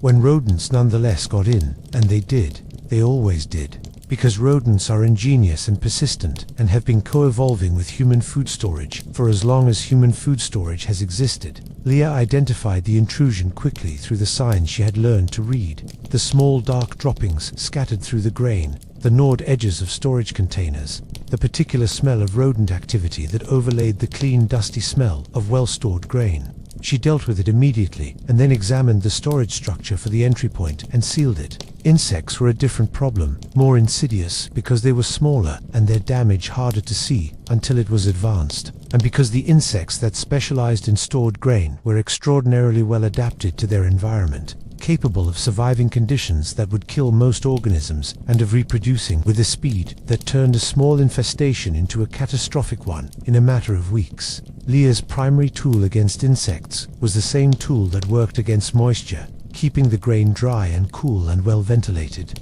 She also used the same technique that Kaya used on the Savanna: certain plant materials with insecticidal properties tucked among the grain stores or rubbed on the interior walls of the storage structures that discouraged insects from colonizing what they otherwise would have considered ideal habitat. The accounting of the grain stores, knowing how much was there, how much had been consumed, how much remained, how long it would last at the current rate of use, and whether the current rate of use was sustainable given the estimated time until the next harvest, was Leah's most complex and most critical responsibility. She did it without numbers in the modern sense, without written records, without any tool more sophisticated than the pile itself and her practiced eye for its depth and volume, and the markers and reference points she used to track changes over time.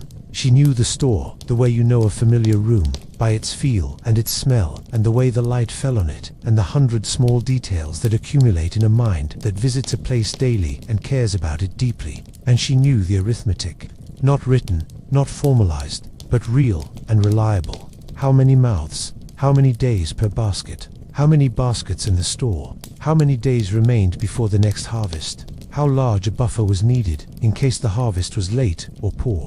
She carried this arithmetic always in the background of everything she did. The way a careful person carries an awareness of their finances, not obsessively, not anxiously, but with a steady low-level attention that occasionally rose to the foreground when something changed and the numbers needed to be recalculated. There was a day she remembered it exactly, because some days announced themselves as different. When she walked into the grain store in late winter and looked at what was there and did the arithmetic and felt something she had not felt before in quite the same way. What she felt was not relief. Exactly. Not the relief of a crisis averted or a problem solved. It was something quieter and more significant than that. It was the felt sense of sufficiency of having, for perhaps the first time in her community's collective memory, genuinely enough. Not just enough to survive until spring if nothing went wrong and the hunting was good and the luck held. Enough with a margin. Enough to be comfortable. Enough that she could not, in any realistic scenario she could construct in her mind, see the grain running out before the new harvest. This feeling, this specific, unprecedented feeling of genuine food security, was not comfortable in the way that warmth is comfortable or fullness is comfortable. It was vertiginous. It was almost frightening, because it opened up a space in the present that had not existed before. A space where hunger was not the organizing principle of every decision, where the question of what to eat today was not the first and last question of every waking hour, where it was possible, at least in theory, at least in this unusual season of unexpected sufficiency, to think about something else. What do you think about when hunger is not the first thought?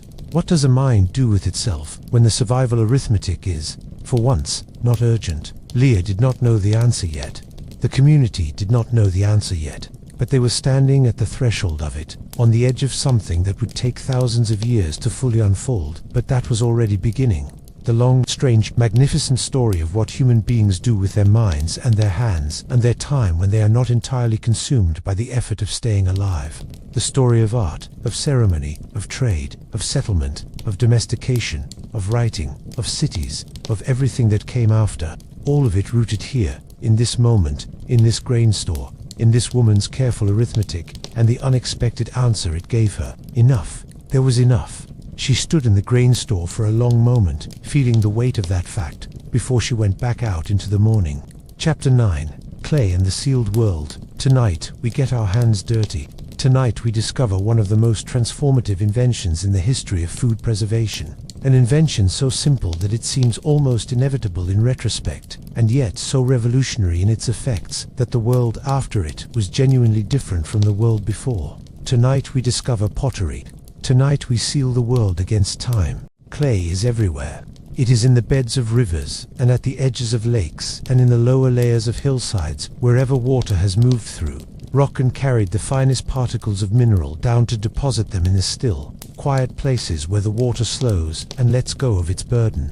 Clay is the dust of the earth, washed fine and gathered, patient and plastic, meaning, in the technical sense, that it can be shaped by pressure, and will hold that shape when dried, and will become hard and permanent, and essentially indestructible when exposed to sufficient heat. It has been there, in the earth, for as long as the earth has had water moving through it, which is to say for an almost incomprehensible span of time, and our ancestors walked on it and sat on it and dug through it and noticed it, certainly noticed it for hundreds of thousands of years before someone, somewhere, made the connection that changed everything. The connection was this: clay that has been wetted and shaped and then fired exposed to the heat of a kiln or a sufficiently hot fire becomes something new. It transforms. The mineral particles fuse. The water is driven out and replaced by a chemical bonding that makes the resulting material rigid and dense and, most importantly for our purposes, impermeable. A fired clay vessel does not absorb water. It does not allow moisture in or out through its walls. It does not breathe. It seals. And a vessel that seals is not merely a container. It is a controlled environment, a miniature world with its own interior conditions, separated from the external world by a barrier that the ancient chemistries of decomposition and moisture and insect intrusion cannot easily cross. The earliest known pottery dates to roughly 20,000 years ago in East Asia, with a remarkable efflorescence of pottery making happening across many parts of the world in the Neolithic period. roughly 10,000 to 4,000 years ago. But the use of fired clay is almost certainly older than the oldest surviving vessels, because clay pots break, and broken pottery is scattered by time and water and the general indifference of the earth. And many things that were made in those early ages have not survived in any form we can recover. What we know is that pottery, once discovered, spread with a speed that suggests it was solving a problem that people were acutely aware of and urgently needed solved. It did not need to be sold or promoted or explained. It was demonstrably, immediately, obviously useful in a way that made adoption rapid wherever it arrived. We are in the Neolithic now, that long, complicated transition period when human communities in many parts of the world were shifting, not all at once and not smoothly or uniformly, from hunting and gathering to some form of food production, from nomadism to settlement, from a world organized around following food to a world organized around staying in one place and producing food and protecting what was produced. It was a revolution, though no one living through it would have called it that. Revolutions are only visible from sufficient distance. When you are inside them, they feel like a series of small practical decisions made in response to immediate conditions, not like history unfolding. In a settlement on the edge of a river, not large, perhaps 50 people at most, living in structures of mud brick and wood that were more permanent than anything our earlier characters had occupied. There is a woman named Zara who is learning to make pots. She is not the first person in her community to make them. Her teacher is an elderly man who learned the craft from his own teacher, who learned it from hers, in a lineage of potters that stretches back into a past too distant to name. But Zara has a particular aptitude for the work, a sensitivity in her hands to the properties of clay that her teacher recognized early and has been cultivating with the deliberate care of a master who knows that what they are passing on is more important than they are. The making of a pot, a truly good pot, one that will hold food or liquid without cracking or leaking, that will seal properly, that will last through years of use, is a demanding craft. It requires an understanding of clay that can only be developed through extensive hands-on experience, knowing how much water to mix into dry clay to achieve the right consistency, neither too stiff to shape nor too wet to hold its form, knowing how to work out the air bubbles that, left in the clay body, will cause the pot to explode when fired, knowing how to build the walls evenly so that no section is thinner than the others and therefore vulnerable to cracking under thermal stress, knowing how to dry the shaped vessel slowly and evenly before firing, because rapid or uneven drying causes warping and cracking just as reliably as rapid or uneven firing does, and knowing the fire, the most variable and least controllable part of the process, the part that required the deepest intuition, the ability to read heat and color and the behavior of flames in ways that could only be learned by doing and failing and learning from the failure and doing again. Zara had broken many pots in her learning. This was not failure in the sense that discouraged her. It was failure in the sense that taught her, each broken pot, a lesson in what she had done wrong and what she needed to do differently. Her teacher watched her failures with the same careful attention he gave her successes, because the failures revealed things that successes concealed. The pot that cracked along one wall told him something about how she was building the walls. The pot that exploded in the fire told him something about how she was preparing the clay. The pot that warped told him something about how she was drying it. He did not criticize her directly. He showed her. He put his hands in the clay and demonstrated, and she watched and felt, and tried to understand, not just the action, but the why behind the action, the physical principle that the action was expressing. Because the truly important thing about pottery, from the perspective of our story, was not the craft of making it, remarkable as that craft was, and is. The truly important thing was what a good pot made possible for food storage, and this is what Zara understood with a clarity that sometimes startled her teacher. She was not primarily interested in pottery as an art form or as a demonstration of craft.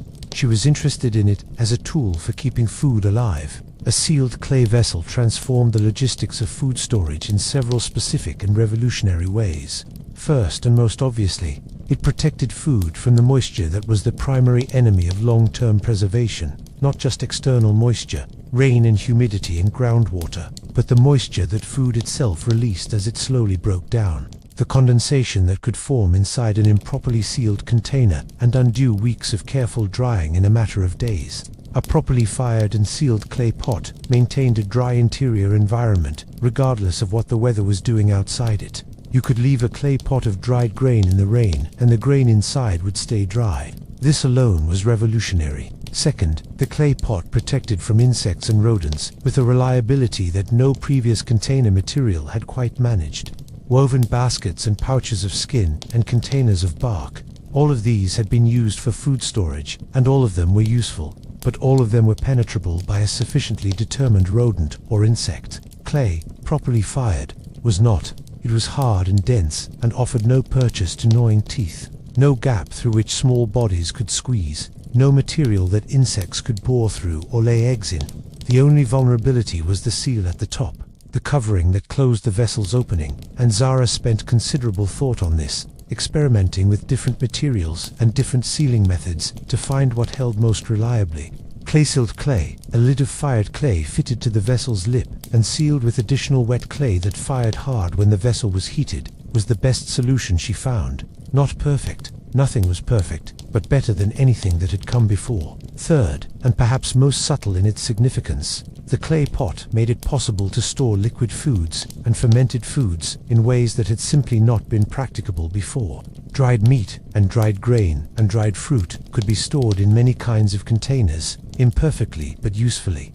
But foods that were wet, rendered fat, oils pressed from plant seeds, the thick pastes made from ground grain mixed with water, and most significantly, the fermented foods that Zara's community was beginning to develop, including early forms of beer made from grain, and early forms of preserved dairy from the goats they were keeping. These required a watertight container that could be sealed, and that would not react chemically with its contents in ways that altered or contaminated them.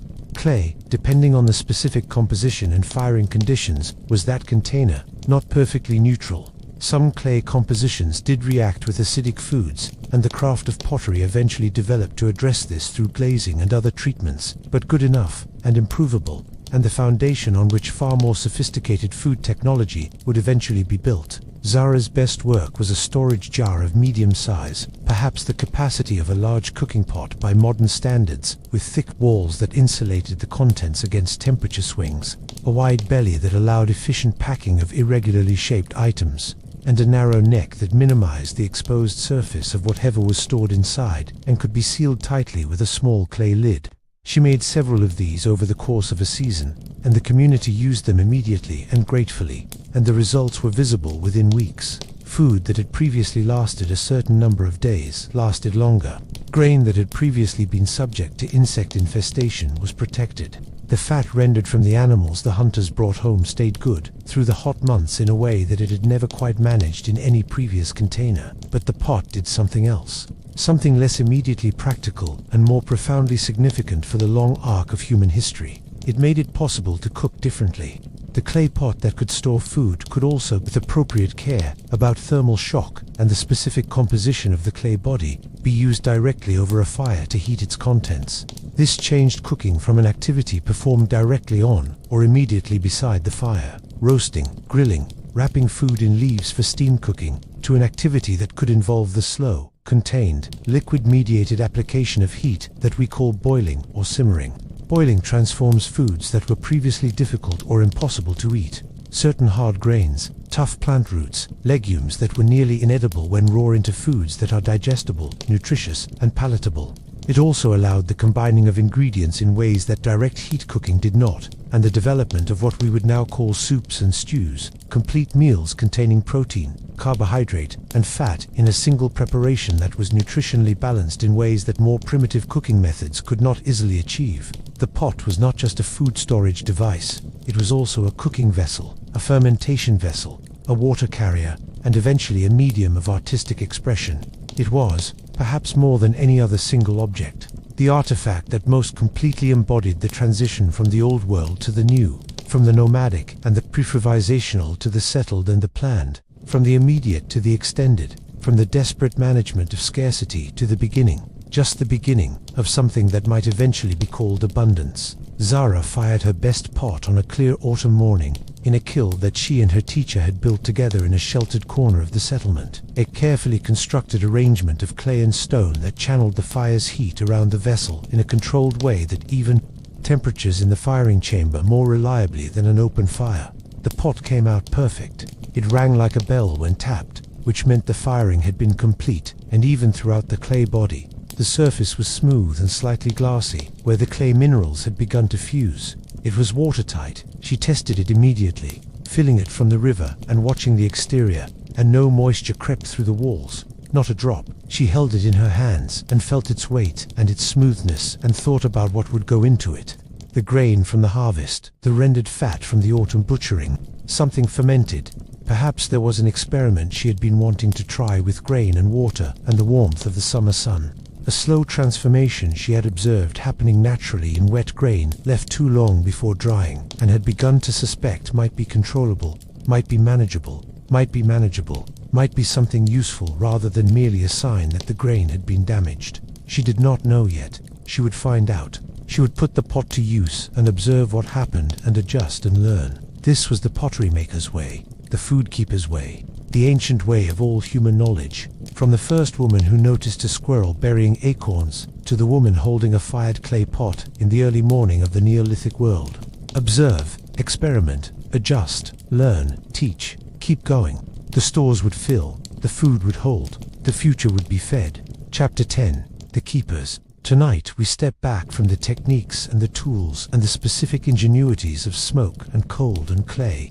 Tonight we look at the people, not what they did, but who they were, who the food keepers were in their communities, what power they held, what burden they carried, and how the long history of food storage shaped the very structure of human society. Tonight we meet the first supply chain managers in history, and we discover that they were far more important and far more interesting than history has generally remembered. Throughout this story, we have followed individual women and men who managed the food stores of their communities. Senna with her watching eyes and her crucial question. Mira with her cave and her understanding of cold. Nara with her salt and her fierce protection of critical knowledge. Dar with his tiered pit system and his storytelling. Vera with her permafrost larders and her precise calculations. Kaya with her wine reading and her quality control. Leah with her grain arithmetic and her moment of unexpected sufficiency. Zara with her pots and her fermentation experiments. We have followed them as individuals, because individuals are how we access history, not as abstractions or as processes, but as people, specific and named and possessed of particular gifts and particular ways of being in the world.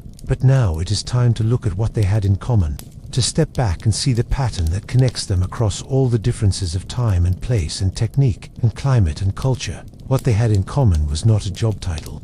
There were no job titles in prehistoric communities. What they had in common was a role, a function within the community that was as essential as hunting and as complex as tool-making and as socially significant as the management of ritual and ceremony that increasingly characterized the more elaborate communities of the late Paleolithic and Neolithic. The role of the food keeper, the logistician, the person who stood between the community and the future, who made sure that what the good times produced was not entirely consumed in the good times, who managed the gap between the rhythm of production and the rhythm of need. This role carried a particular kind of authority, not the dramatic, visible authority of the hunter who brought home the kill, or the leader who directed the community's movements, but a quieter, and in some ways more durable authority, the authority of indispensability, the authority of irreplaceable knowledge, the authority that attaches to people who have demonstrated, over years and decades, that the community cannot function safely without them, or more precisely, that the community cannot function safely without the knowledge that they hold and that they are,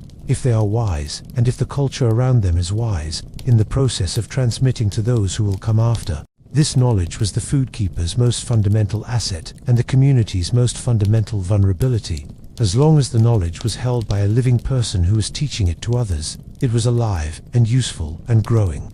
If the person died before the teaching was complete, if accident or illness took the keeper before the apprentice was ready, the knowledge could be diminished or lost, and the loss would be felt not immediately and dramatically, but slowly, and in the accumulating failures of the next few seasons. The stores not quite right, the timing off, the techniques subtly degraded from what they should be. Communities that had experienced this kind of knowledge loss understood viscerally why the transmission of expertise was not merely educational sentiment, but actual survival necessity.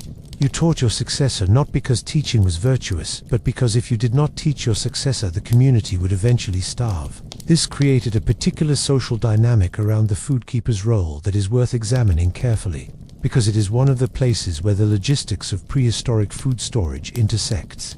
most clearly with the broader development of human social organization.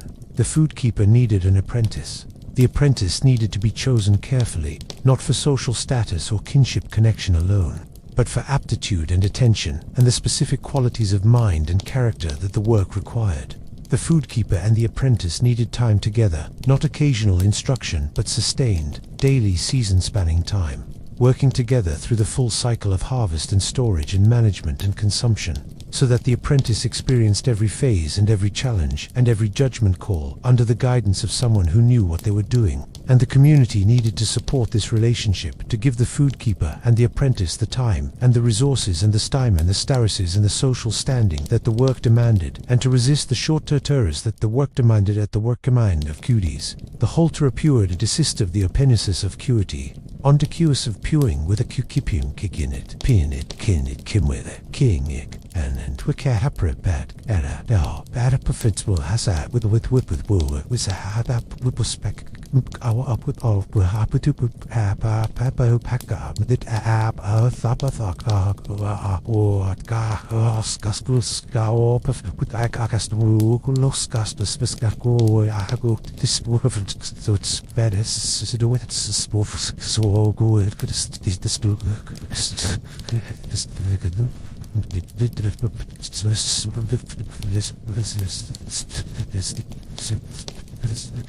in the communities where this worked well, where the succession of food keepers was managed thoughtfully and the knowledge was transmitted without significant loss from generation to generation, the food storage systems improved steadily, and the communities were correspondingly more resilient to the seasonal and annual variability. That was the fundamental challenge of life in the prehistoric world.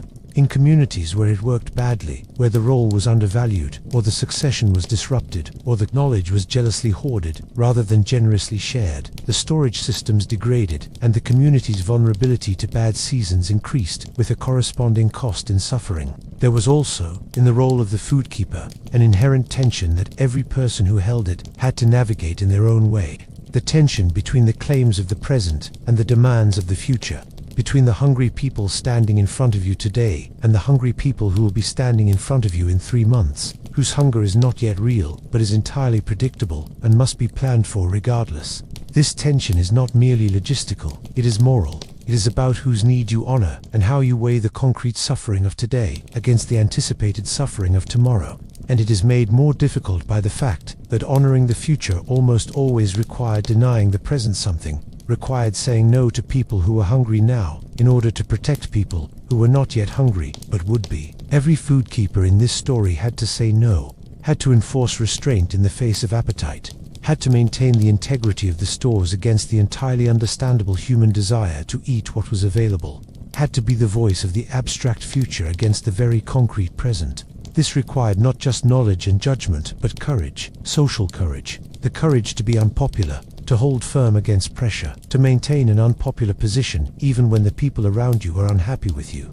The food keeper who gave in to pressure, who allowed the stores to be drawn down faster than she knew to be sustainable, was not merely being kind. She was failing in her most essential responsibility, failing the future at the expense of the present, and the future would eventually arrive to demonstrate the cost of that failure. The most effective food keepers developed strategies for managing this tension that were as sophisticated in their way as any of the technical strategies they employed. For managing food itself, storytelling was one such strategy, the deliberate cultivation and maintenance of narrative memory about past failures and their consequences, keeping the community emotionally connected to the reality of what hunger looked like when the stores ran out. Ritual was another. Many prehistoric communities developed ceremonial practices around food storage and the management of food stores that served the practical purpose of maintaining social norms around restraint and the protection of reserves.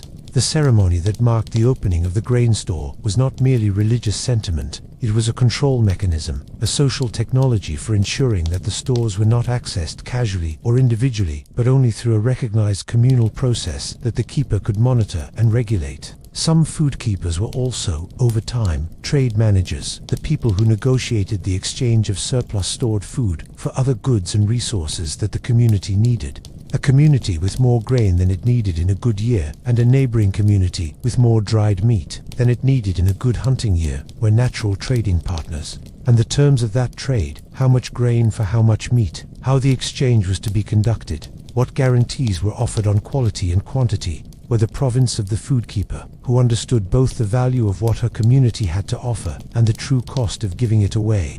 This made the food keeper, in many communities, a diplomatic figure as well as a domestic one, a person whose relationships with equivalent figures in neighboring communities were maintained carefully over years and decades, because those relationships were the infrastructure of the exchange networks on which survival sometimes depended. There is a moment in this history. It is not a single moment in time, but a pattern that repeated across many communities and many centuries, when the food keeper's role began to intersect with emerging structures of political authority in ways that would eventually transform both. As communities grew larger and food storage systems became more elaborate and the surplus they generated became more substantial, the management of that surplus became a source of real political power. The person who controlled access to the stores controlled something more fundamental than food.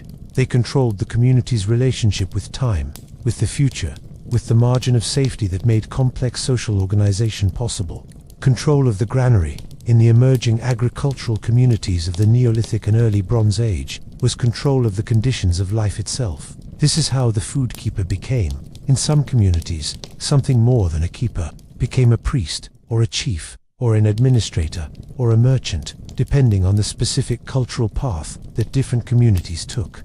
The role differentiated, specialized, elaborated, combined with other forms of authority, and separated from them again, in the long and complicated process by which simple prehistoric communities became complex ancient civilizations. But at the root of it, in all those elaborate later structures, was the original thing, a person who knew how to keep food alive, who carried the knowledge of the stores, who said no to the present for the sake of the future, and who bore the weight of the community's survival in their hands, and their memory, and their willingness to be unpopular in defense of what mattered most. They were not always remembered.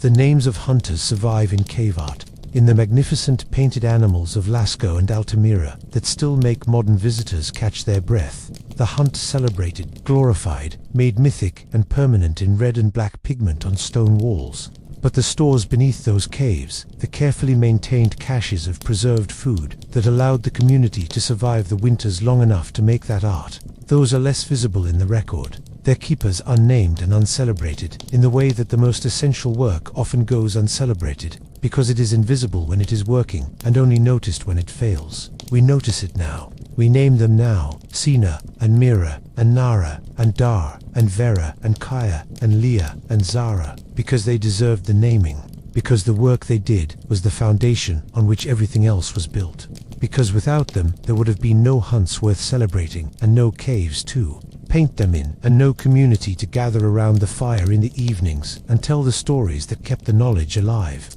They kept the food kept the people built the world. Chapter 11. When the stores ran out. Tonight's story is the hardest one. Tonight we do not celebrate ingenuity or marvel at solutions.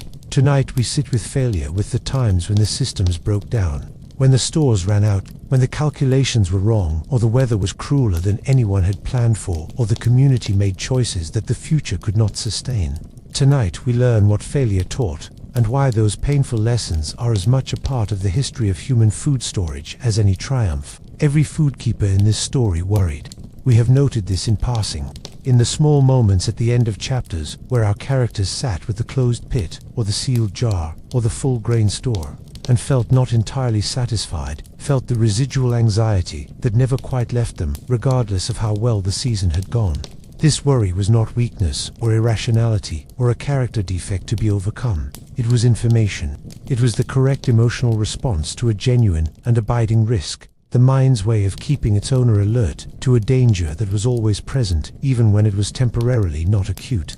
The food keeper who stopped worrying was not a food keeper who had achieved mastery. It was a food keeper who had made a mistake, because the stores did run out. Not always, not every year, but often enough, across the long span of prehistoric time, in community after community, in every climate and every culture and every level of technological sophistication, the stores ran out. Sometimes suddenly, when disaster struck, a flood that destroyed the stored grain, a fire that consumed the smoked meat, an epidemic among the hunters that left the community without the means to replenish what the stores could not provide. sometimes slowly, in the grinding way of accumulated miscalculations, the harvest a little smaller than expected, the winter a little longer than usual, the consumption a little higher than the plan allowed for, and the stores declining day by day until the moment arrived, always too soon, when the bottom was reached, and there was nothing left, and spring was still weeks away, and was still weeks away to still stick away with a step stay.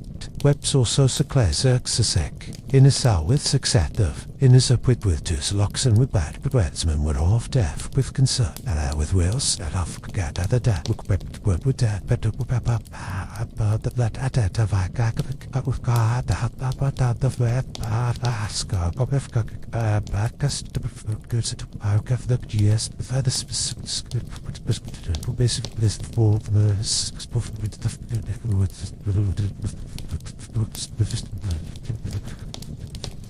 We know these failures not through the stories of the people who lived them. Those stories were not written down, because writing had not yet been invented, but through the physical evidence that archaeologists recover from the sites where these communities lived and died. The bones of people who were malnourished, showing the distinctive markers of nutritional deficiency in their density and their growth patterns. The evidence of communities that were abandoned suddenly, mid-season, when people apparently picked up what they could carry and left, which in the language of prehistory usually means something had happened to make staying impossible. The food had run out, and there was nothing else to do but move and hope. The hearths that went cold and were not relit, the storage pits that were not refilled. The evidence, quiet and unmistakable to trained eyes, of communities under severe stress. What happened when the stores ran out was not uniform and not simple. Different communities, in different circumstances, with different resources and different social structures, responded differently to the crisis of food failure, and the range of their responses tells us a great deal about both the sophistication of prehistoric social organization and the depth of the challenge that food scarcity imposed on it. The first response was always internal adaptation, reduced consumption rationing in the most literal and uncomfortable sense, dividing what remained into smaller and smaller portions as the days passed and the stores declined. The foodkeeper's role in this was critical and agonizing. They were the ones who knew how much was left, who set the portions, who enforced the discipline of restraint against the growing urgency of hunger. They were the ones who had to make the decisions that no one wanted to make, who ate first when there was barely enough, who ate last, who did not eat at all on the days when there was not enough for everyone and someone had to go without. These decisions were not made in a social vacuum. They were made within the context of the community's values and relationships and power structures. And they were deeply moral decisions in the most basic sense. Decisions about whose life and whose comfort and whose survival was prioritized when there was not enough for everyone. There is archaeological evidence for the care that prehistoric communities showed for their most vulnerable members during periods of food stress. Evidence of elderly people and children with healed malnutrition, suggesting that they survived periods of food shortage that their bodies' records show were severe, which implies that others in the community sacrificed their own consumption to sustain them. This is not surprising. It is consistent with everything we know about human social behavior in conditions of shared stress, but it is moving, and it is important, and it is a reminder that the logistics of food storage were always also about human relationships and human values and the choices that communities made about who they were and how they wanted to treat each other when the hardest moments came. The second response was external, seeking food from sources outside the normal range. When internal stores were exhausted, communities pushed further in their foraging and hunting, ranging beyond their usual territory into areas they knew less well and that might be claimed by other groups. They sought out food sources that they would not normally use, less palatable plants, smaller and less worth hunting animals, foods that required more processing than was typically justified by their nutritional return. They pushed into the hungry gap with everything they had, and sometimes they found enough, and sometimes they did not. Contact with neighboring communities was another external resource, but one that required delicacy and the prior existence of relationships of trust and exchange. A community that had surplus in a year when you had deficit could be a lifeline. Few had something to offer in return, and if the relationship between the communities was sufficiently good to make the exchange possible. This is one of the strongest arguments for why our prehistoric ancestors maintained the trade networks and the inter-community relationships that they did not, primarily as social or cultural phenomena, though they were certainly that too, but as insurance. The neighboring community with whom you traded in good years was the neighboring community you could ask for help in bad years. The exchange network was a distributed food storage system, spreading the risk of local failure across a broader geography and a broader social network. A single community's stores failing was catastrophic. The stores of a dozen interconnected communities all failing simultaneously was less likely, because different territories had different weather and different resources and different seasonal rhythms, and the failure that devastated one community might leave another relatively unaffected. This insight that distributed networks reduce the risk of systemic failure more effectively than any single community's reserves can is not a modern supply chain insight. It is ancient. It was understood and acted upon by prehistoric communities long before anyone had the conceptual vocabulary to articulate it. The trade networks were the risk hedges. The social relationships were the insurance policies. The food keeper who maintained good relationships with her counterparts in neighboring communities was doing something that looked like friendship and was also, in the most practical possible sense, strategic. But sometimes none of it was enough. Sometimes the failure was too large, the deficit too great, the neighboring communities too stressed by the same conditions that were stressing your own, the territory too empty of anything that could be hunted or gathered to supplement the depleted stores.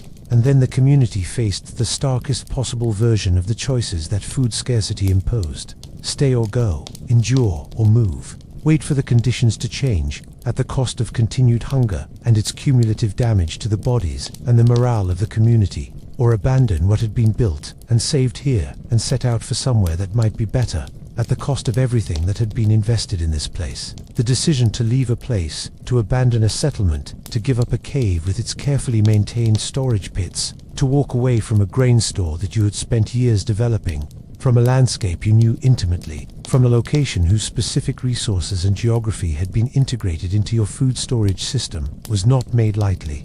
It was made with full awareness of what was being given up, of the investment that would not be recovered, of the uncertainty of what might be found elsewhere. But it was made when the stores were truly empty and the land was truly giving nothing, because the alternative was death. And communities that made this decision early enough, when the stores were not yet entirely exhausted, when there was still some strength in the hunters and some ability to move with speed and purpose, survived in ways that communities that stayed too long sometimes did not. The lessons that communities drew from these failures were some of the most powerful drivers of technological and social innovation in all of human prehistory. A community that had survived a catastrophic food failure emerged from it, changed, not broken. Human beings are extraordinarily resilient, and their communities were correspondingly so, but profoundly educated. The specific nature of the failure was encoded in the community's collective memory with an intensity that routine good years could not match. The winter when the deer did not come and the stores ran out in February became the story that was told every autumn when the stores were being filled. The cautionary tale against overconfidence, the evidence that the future was real and its demands were serious, and the margin of safety was not a luxury but a necessity. These lessons were also encoded in practice, in the changes to food storage systems that communities made in the aftermath of failures. Bigger stores, deeper pits, more diverse stores, not just meat, but grain, not just grain but fat, not just fat but dried plant foods, so that a failure in one category did not mean the complete exhaustion of everything. More conservative consumption schedules, better relationships with neighboring communities, more careful attention to the signs of an approaching bad season, the behavior of animals, the state of the vegetation, the early indicators of drought or unusual cold, or the other environmental signals that, if you were paying attention, could give you weeks of additional lead time to adjust your plans. The failure and the lesson and the improvement this cycle was the engine of food storage technology across the entire span of human prehistory. Every innovation we have described in this story was, at its root, a response to the experience, or the memory, or the fear of running out. The smoky rack was built by someone who had watched meat rot. The cave was organized by someone who had seen a cache fail. The salt spring was developed by someone who had lived through the winter when nothing held long enough. The storage pit was dug by someone who had experienced, or whose parents had experienced, the particular despair of February with nothing left. The grain store was built by someone who understood, in their bones and their memory, what the absence of a grain store felt like. Failure was the teacher, the food keeper was the student, and the lesson, learned at great cost and carried forward with great care, was this: the future will come. It will be hungry when it arrives. What you do today to prepare for it is the most important work you will ever do. Do not stop. Do not be complacent. Do not assume that this year's abundance is next year's guarantee. Fill the stores, check the stores, know the stores, protect the stores, teach what you know, remember what you have seen. And when the bad year comes, because it will come, it always comes, be as ready as you can possibly be, and help your neighbors be ready too. And when your own readiness is not quite enough, do not be too proud to ask for help from the people whose readiness you helped to build in better times. This was the ethics of the food keeper. This was the wisdom of the ancient logistician, not glamorous, not heroic in any obvious or celebrated way, but true and durable, and as relevant today as it was 20,000 years ago in the camps of the Mammoth hunters, or the grain stores of the first settled communities. The stores will run low. The planning matters. The relationships matter. The teaching matters. Fill the stores and maintain the knowledge, and never, ever stop worrying. Just enough. The productive and watchful kind of worry that keeps you honest about the difference between what you have and what you need. The lesson costs everything to learn. It was worth everything to keep. Chapter 12. The long sleep of the harvest. And now, dear listener, we come to the last chapter. The fire is low, the night is deep, and we have traveled a very long way together, from Senna's question by the creek to Zara's fired clay pot, from the Mammoth hunter's permafrost larders to Leah's grain store and its quiet moment of sufficiency. Tonight we bring it all together. Tonight we understand what it meant. And tonight, very gently, we let it go to sleep. There is a word that appears in almost every language that has ever been spoken on this earth, a word or a concept so universal that its presence, in the most distant and unrelated language families, suggests it was carried in the minds of the very first people who spread across the continents, encoded in the human way of understanding the world before any particular culture had time to diverge from any other. The word, or rather the concept, is this: enough, enough, the state of having sufficient, not more than sufficient. Not abundance in the way that later wealthy civilizations would come to understand abundance, but the irreducible baseline of sufficiency, of having what is needed, of the gap between having and needing being closed rather than open. Every language has a word for this. Every human culture has a concept of it.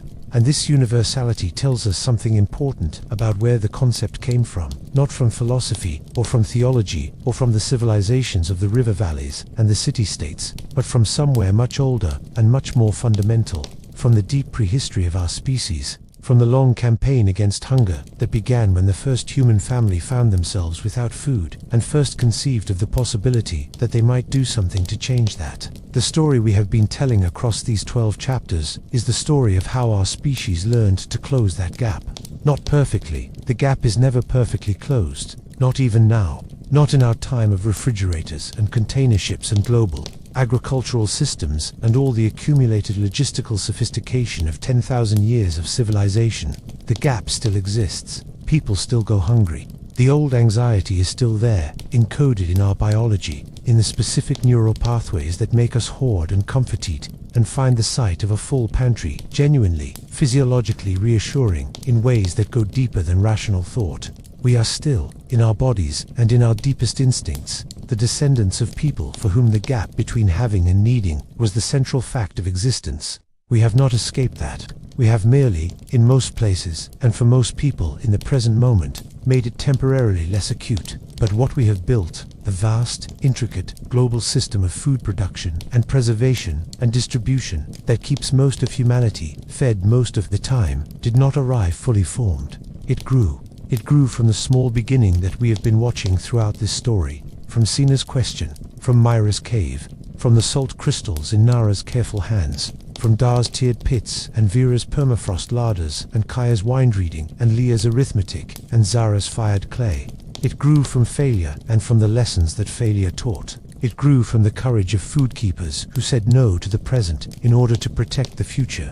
It grew from the teaching, the endless patient teaching, of one generation to the next, the knowledge flowing forward through time like a river, accumulating and deepening and gaining force as it went. What did that growing look like in the long sweep from the first storage pits to the first civilizations?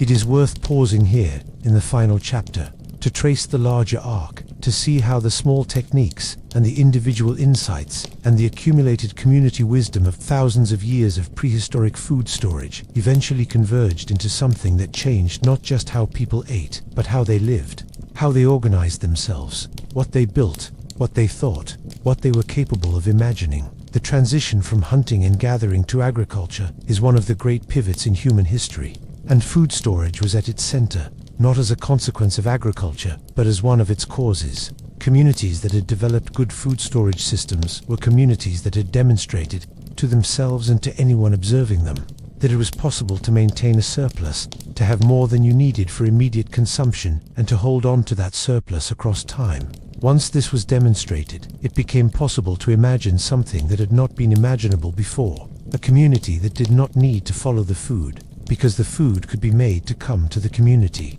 A community that did not need to range across a territory harvesting what the land offered, because the land's offering could be shaped and managed and increased through human intervention. Agriculture is, at its foundation, the ultimate food storage project, not storing what the land produces naturally, but redesigning what the land produces so that it produces more reliably, more where you need it, more in the form that your storage systems can best handle. The first granaries preceded the first fields by a significant margin in many regions. Communities were storing wild grain on a substantial scale before they were systematically cultivating it. This makes complete sense once you understand the logic of food storage. You develop the storage capacity first, and then you develop the production capacity to fill it, because there is no point in producing more than you can store. The granary preceded the field the way a warehouse precedes a factory. The logistics infrastructure was laid before the production infrastructure expanded to fill it. Once agriculture was established and grain production became the foundation of food economies across much of the Old World and parts of the New, food storage became more formal and more explicitly political. The granary of a village was a community resource, managed by designated individuals with recognized authority over it. The granary of a town was larger and more complex, requiring more sophisticated management systems, accounting, which is one of the primary reasons that early writing was invented. The granary of a city-state was an instrument of political power, controlled by the temple or the palace, used to manage not just the food supply of the city, but the labor and the loyalty of its population.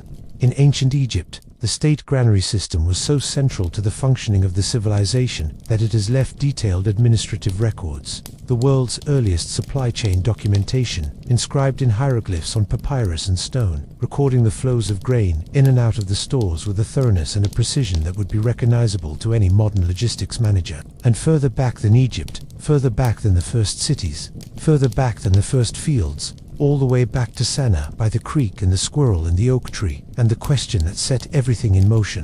The logic was the same. Take what the good time offers, protect it, hold it against the bad time that is coming. Know how much you have, know how long it needs to last, never stop paying attention, teach what you know. The tools changed, the scale changed, the complexity changed beyond recognition.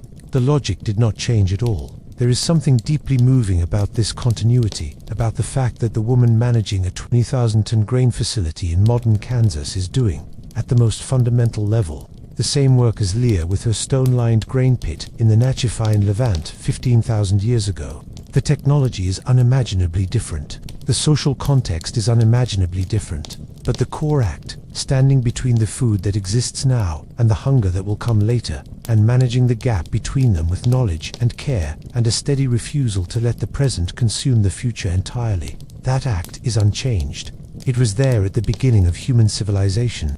It is still here. It will still be here, in whatever form our descendants practice it, long after the particular technologies of this present moment have been superseded by things we cannot yet imagine. And what was given to us by the people who did this work across all those thousands of years? What is the gift of the food keepers? The real gift, the one that goes beyond calories and survival, the one that reaches into the deepest aspects of what it means to be human.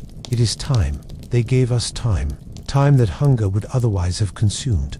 Time that the constant, desperate management of immediate scarcity would otherwise have filled entirely. Time that became, in the hands of communities, with a little security and a little surplus and a little margin of safety against the worst of the bad times, something extraordinary. Time to think. Time to make art. Those magnificent cave paintings that still move us, that were made by people who were not starving, who had enough, who had a little of the precious thing that Leah felt in that winter grain store, and could spend some of it on something other than survival.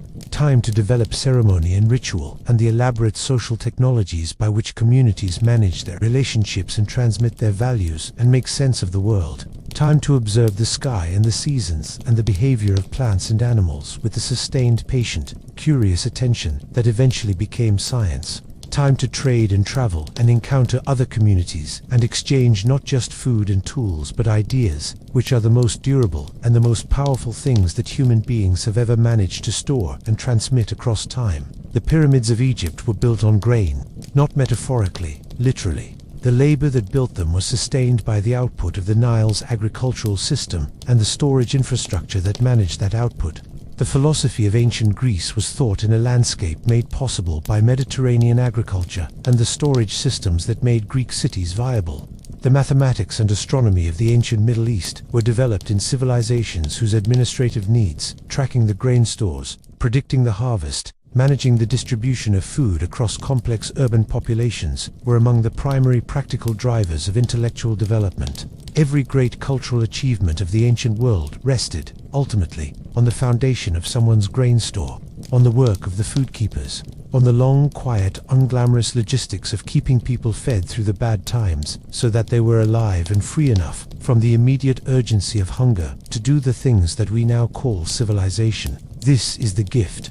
This is what was given to us across those hundreds of thousands of years of patient, careful, anxious, brilliant work. The possibility of a life that was about more than staying alive. The possibility of a future that was different from, better than, richer than, more interesting than the past. The possibility of everything, really. Because everything we have built and thought and made and been, as a species, required people who were not entirely consumed by hunger. And the people who were not entirely consumed by hunger were, in large part, the beneficiaries of the work of the food keepers, of all the Sennas and Miras and Naras and Dars and Veras and Varas and Leahs and Zaras who came before us, who stood between the present and the future, and managed the gap between them with everything they had. Now, let us come back from that long view.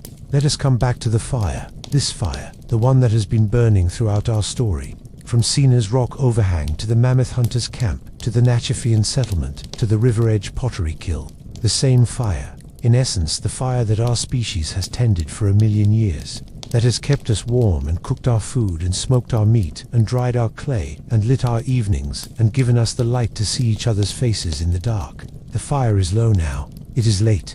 The stories are told, all 12 of them, from the beginning to the ending, from the question to the answer, from the first storage pit to the first granary, to the long, slow unfolding of everything that followed. The stores are full, or as full as they can be made, which is the best that any food keeper in any era can honestly say. The morning will come, and with it, the work of the new day, the new season, the new cycle of harvest and storage and management and consumption, and the perpetual vigilance that this work demands. The work is never finished. The gap between having and needing is never permanently closed. The future will always arrive hungry, and will always need feeding, and the feeding of it will always require someone to stand between the present and the future, and do the essential, invisible, never celebrated work of making sure the food is there. But not tonight. Tonight the stories are done, and the fire is low, and the stores are holding their long sleep. The mammoth meat deep in the permafrost, the smoked strips hanging in the cave's cool dark, the salt-packed game in the clay pot with its fitted lid, the grain deep and dry in its stone-lined pit, dreaming of spring. Everything held, everything waited, everything was patient as a seed, and in the morning it would begin again. Sleep now. The stores are full, the keepers are watching. You are safe.